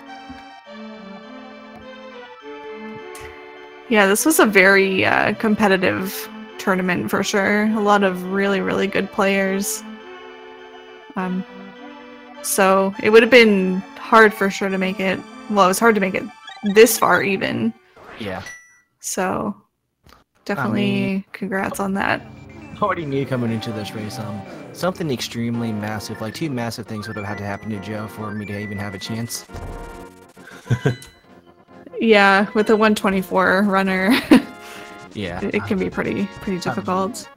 GG to Joe, though. I mean, he's a beast at every game he runs. Yeah, he had a very, very nice run. Would have been hard for most people to beat that, actually. Yeah, he has this. That's the second best race time we've had in the tourney so far. So. Oh, nice. Yeah, very good run out of Joe there. Joe will be moving on to round 2 of the brackets, where he will face Runner Watcher. Ooh. Oh wow! Yeah, that'll be a race. Runner Watcher will try to take the girl to prom. And Joe will maybe swoop in and try to steal his date. Yeah, he'll bring Super Tile with him to... Okay, listen. I said Super Tile fights crime, not whatever this is. Okay, I guess I just had to listen back to this for the commentary to see what happens. Maybe. Perfectly normal. Nothing to see here. Yeah. And then did OhHeyItsDavid and Greffery end up going to another channel, or did they just have to go do it no restream? Yeah, they ended up going or making a new race channel and just starting over. I think they had the time on this channel anyway, so they allowed them to restart it, and they're still going on the same restream. Oh, okay. Yeah, they're still on this restream. We're still watching them. Okay, I better hop out then so you can focus on that race. Well, GG, it was great having you in the tournament. Congrats on making it this far. And what's next for you in the future? I think I want to go ahead and grind this up 130. I mean, I know I have the execution to pull it off. Yeah, And, for sure. I mean, I just have the only thing stopping me is I'll do some random new mistake every time. So sounds like the rest of us. So enough time is doing this, I won't make the same mistake. I will have a run with less major mistakes, so that'll be fine. But after that, yeah, I'm going to be focusing on learning Oracle Seasons. That's gonna be oh, nice. That's pretty cool. Well, make sure you guys follow JC. Watch him get that sub 130. It's always a fun grind to watch. And good luck with that. Thank you. Yeah, good luck, dude.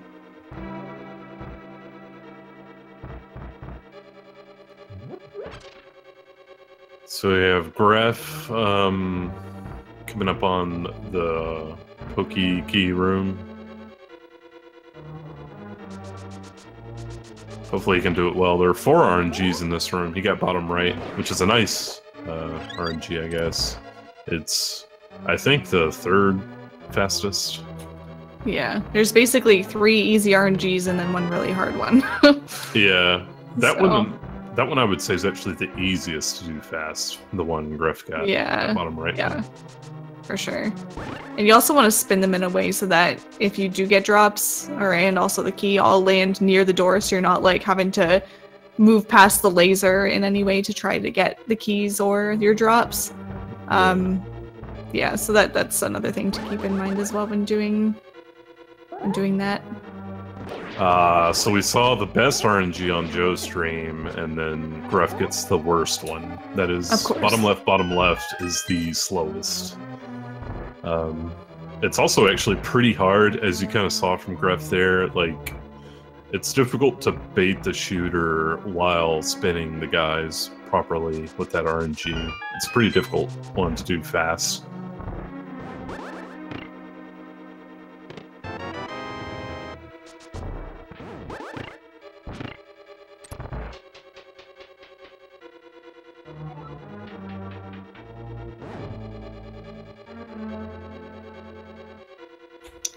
David coming up on the roller room here. Let's see if he does the damage boost out or if he's gonna mirror. Looks like he's gonna... Oh, okay.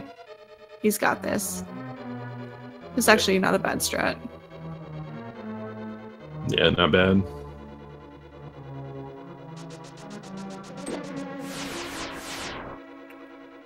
Greff coming up on laser skip. David coming up on the dreaded chomps. See if the chain chomps are quite the chomps. He got all of his drops from that first Pokey. That's really nice. Oh wow. I actually hate getting it there. I feel like it's too early because then you have like the rest of the dungeon. Oh yeah. You know? Or, like you gotta not screw up. I like getting it there. Yeah, you would. I guess the problems I have with getting it in the other 2 spots is, like, sometimes it just drops out of your way a bit more, or can tend to. Yeah, I guess so. Greff not going for backdoor try next doesn't save a whole lot of time, really. And can actually end up going pretty poorly if you don't know what you're doing. Not that Greff doesn't, but just generally speaking.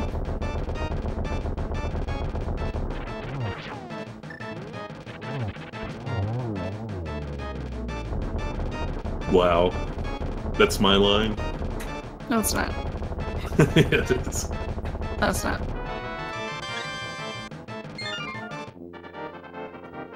And yeah, judging from that crystal catch time, Greff is still on 129 pace. Looks like David had a really nice double pokies.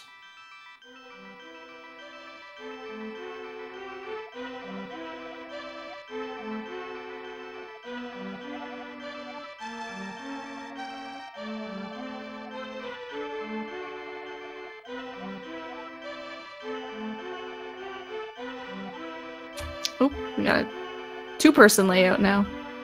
What? That was a smooth transition. Yeah, it was. I'm surprised there was even a transition. I figured it would just, like, you know... To be honest, I thought I was, like, passing out or something. I was like, what is going on?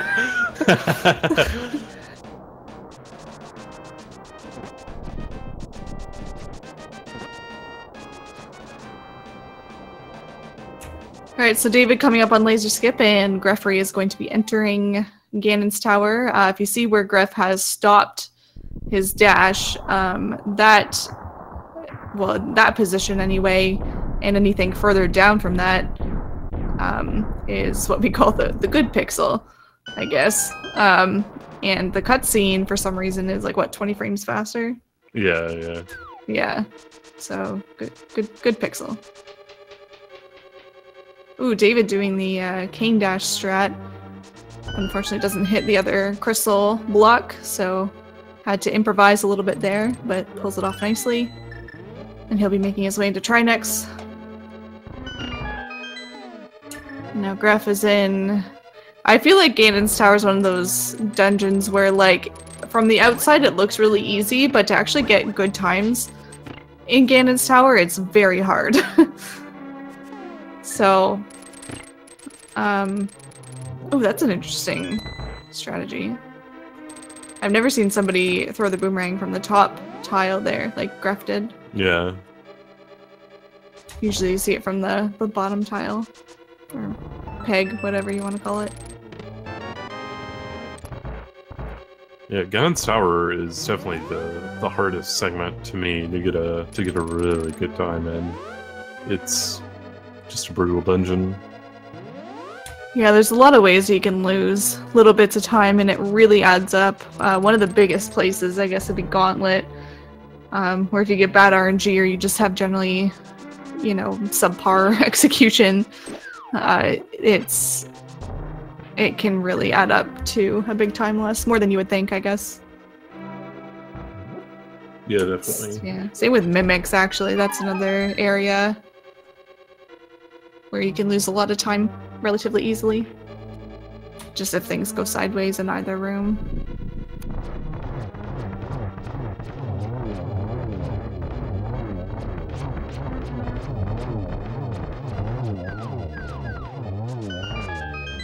Ooh, Gref having just enough arrows to finish off Ice Armos there. Yeah.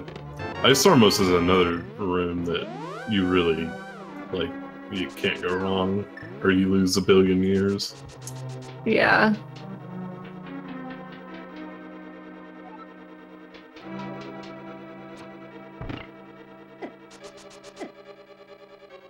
David also getting a good pixel.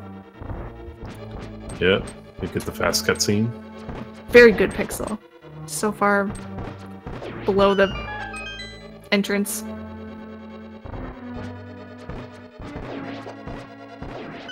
Someone needs to tell Greffery the good news about Joe Mimics. Yeah. Joe Mimics are good.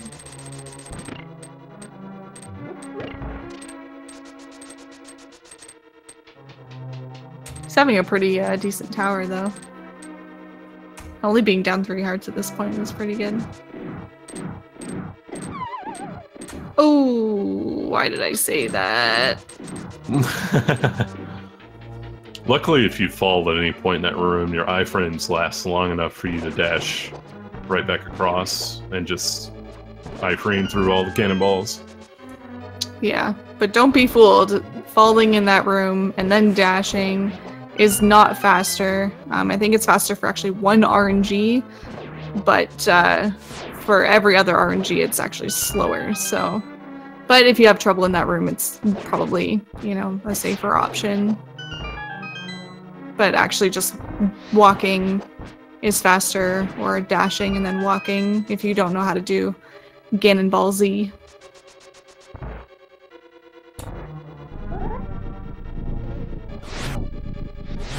David having to grab the extra arrows here.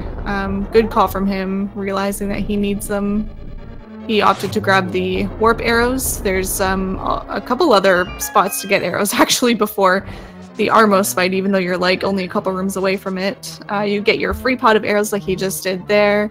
And then in this room here where he used to bomb open the floor, there is a pot at the top that has arrows in it, and also the chest where the antivirus is bouncing around has arrows in it as well. But that's kind of a harder strat to get the chest arrows without taking damage.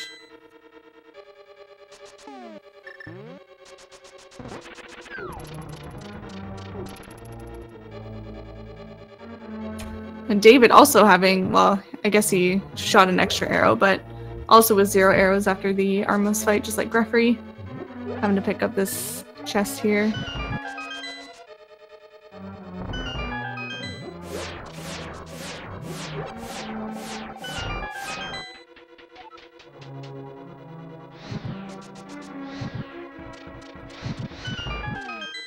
We'll see if David has good mimics.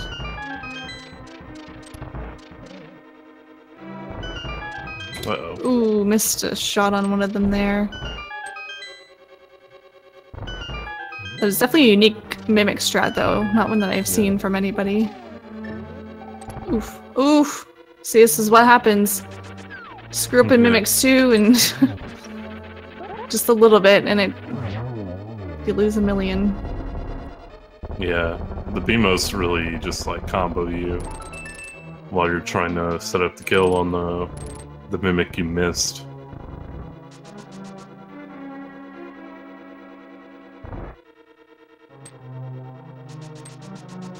Oh, no. David taking a fall there as well. Well, it looks like he's going to stop for fairies that are definitely not called Josh fairies. Yeah. Not a bad idea with 4.5 hearts. Gauntlet's pretty tough to survive with that amount of health. Yeah, especially in a race setting, you don't want to take any chances.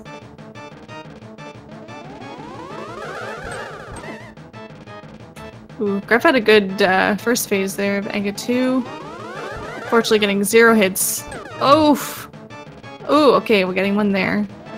The blue balls can really mess you up here, though. Yeah, they definitely can.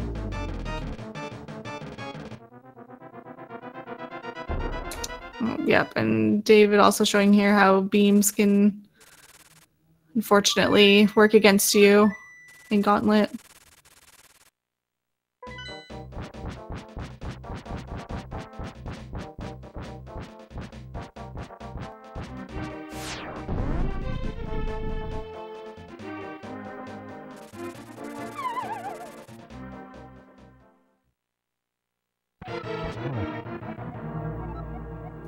Alright, we got Greff in the Ganon fight. So make sure to cheer him on while he fights Ganon. It's definitely the hardest fight in the game.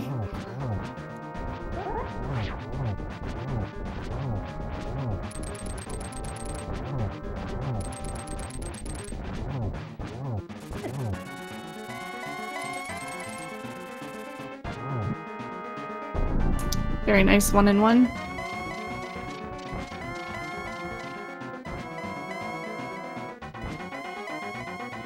Oh, is he gonna warp? Oh, okay.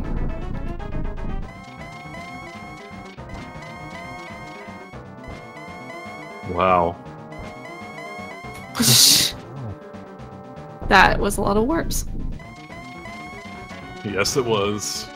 But fortunately, he ends there.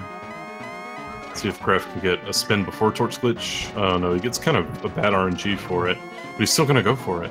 Ah, but doesn't get Torch Glitch.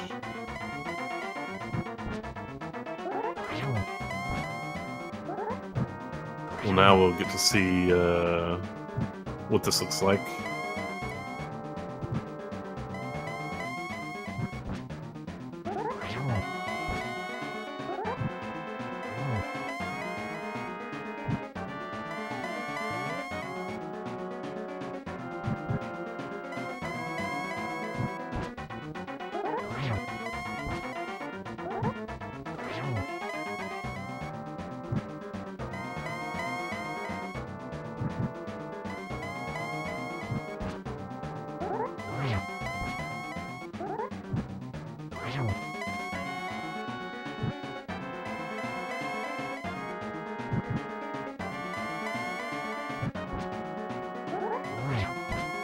We got David hovering Moldworm 2.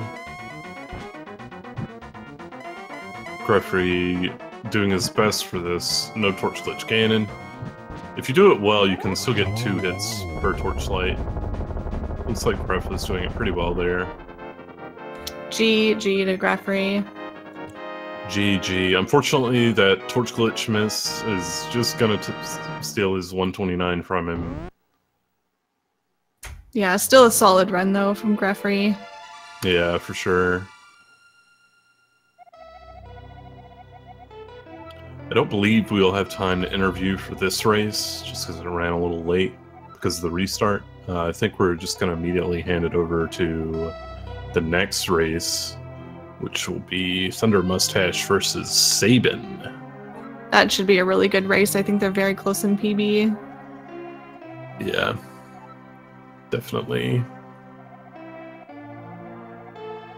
And we'll have commentary from Giselle and Scrivo. Yeah, so Greffery will be moving on, and he's going to face the winner of ACM and Nin Taylor next. So keep your eyes out for that. Should be a good matchup for sure. Yeah, definitely. But we've got David jumping into the Ganon fight here. Let's hope he has a good fight as well.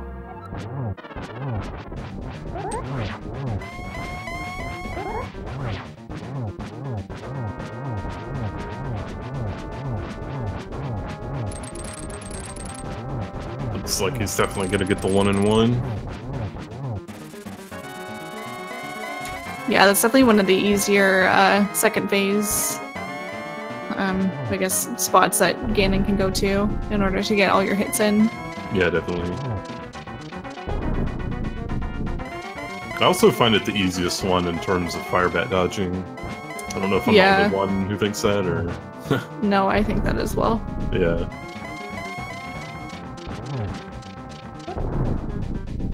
Getting his free spin on Ganon here. Yep. Oh, we've got Greffery in here. Hello! Hey, Gref. Oh, hey. GG. Nice run. Thank you. I relieved on multiple levels now. Yeah. Unfortunately, missing that torch glitch, though, stole the 130 or sub 130 from you. Yeah. Yes. Whoops. I got greedy. That's alright. It was still a solid run. No, overall, yeah, I was happy with actually. And for the first time, goofing around and doing Ether and Ice before Swamp. Oh, really? You normally don't do that? No. I figured I would save myself the trouble and potentially heart loss and just get hit by boulders. Yeah, and you did, so got rained on. Exactly.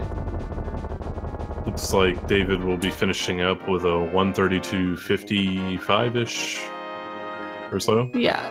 So GG to David. Had a little bit of trouble in his run, but definitely came back pretty strong. Nice. Anything quick you want to say, Greffery, about your run? We don't have much time since we have to hop over to the next race. Not really, just before the having to restart, I was worried about David because he was having a solid run at that point. Yeah, he was keeping up with Joe, actually, so... Yeah, I was looking at it, I was sweating a little. Yeah. Yeah, for sure. Yeah, so next you go up to face the winner of Nin Taylor and ACM. So how does that make you feel? Do I have to answer that question? No. Good. No, I will do what I can, but I'm not expecting to get past the second.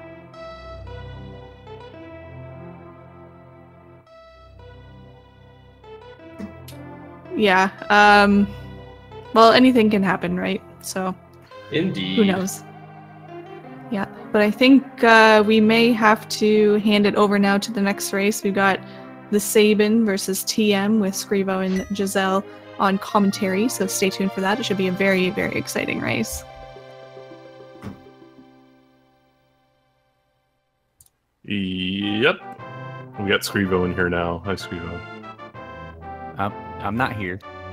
Oh, sorry. Oh. Nobody here but us chickens. Fuck. So, yeah, we got another good one coming up. And I am now joined by Giselle. Hi, how's it going? Hi. Surprise, you get to talk to me too. Awesome. So, thank you to Josh and Emma for the commentary there, and congrats to Gref on his victory in advancing, and congrats to David on his success up to this point in the tourney. But now, Giselle, you and I get to talk about a race that is fixin' to be a good one. We've got the Sabin and TM Thunder Mustache that will be going at it here. So Both incredible names, by the way. yes, the Sabin is a known suplex connoisseur, particularly of trains and other locomotive devices. And Thunder Mustache is really impressive facial hair. So Yeah, when the Sabin enters Mulder and fights Mulder, who falls down the hole. correct. It's just So it looks like we are getting everything set up. And in the meantime, we will give you some information about the runners. first of all, the Sabin is a well-known runner of this game, and as well as one of the smartest Final Fantasy VI scientists out there. He currently has a PB of 128.15. And TM, actually an interesting guy in that for a long time this year, his low percent PB was better than his no major glitches PB. But he has his NMG PB down to a 129.53. Actually, it might even be lower than that. But that's the latest submitted PB. Yeah, so it'll be a very close race between the two, very comparable times, so it should be a lot of fun.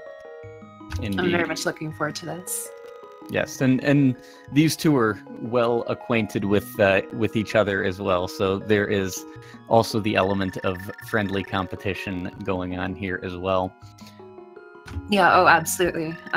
Just a race between two friends. There's obviously a small something on the line, but really just kind of coming together, putting your hearts out, testing your capabilities. And so, I think regardless of the outcome, it should go really good. Yep. So the while the racers get set up, just to let everybody know where we are now, this is the first half of the 64-person single elimination bracket. We had 128 entrants in the tournament.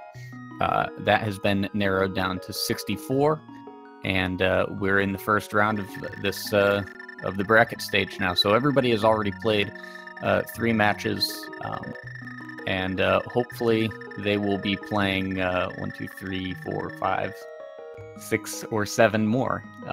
Finals are a best of 3, but so far today, we've seen a few of the other first round matches. It looks like already today we've had I think like 3 of them. So you can check out Speed Gaming Bot just posted the challenge with the brackets if you are wanting to keep on top of that. Yeah, definitely some incredible names on the list. I was actually just going over the brackets and, just kind of marveling about how things are developing so far. Yep. So I'm going to pull up the race channel here and keep an eye on when we are ready to get started. Hopefully, Thunder Mustache or TM's power holds out. I know we had a bit of a power outage interrupt the last race, but and TM also has some weather going on. So if he disappears suddenly, that's probably why. A lot of thunderstorms battering the east half of the United States right now. Yeah, and obviously I'm not as familiar with his mustache, so I don't know if it has lightning rod capabilities, but with that kind of name, who knows, right? He is almost asking, for a power event being a Thunder Mustache. I think it was in Randomizer, a person had their race go out and their PC crashed and their username was system failure. So, it wouldn't surprise me.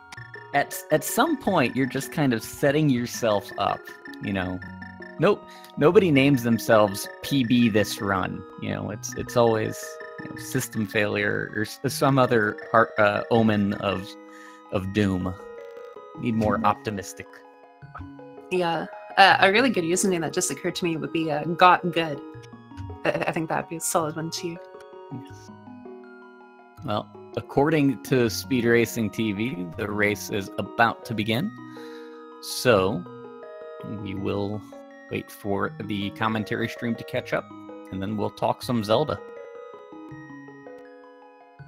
And there is a lot of Zelda to talk.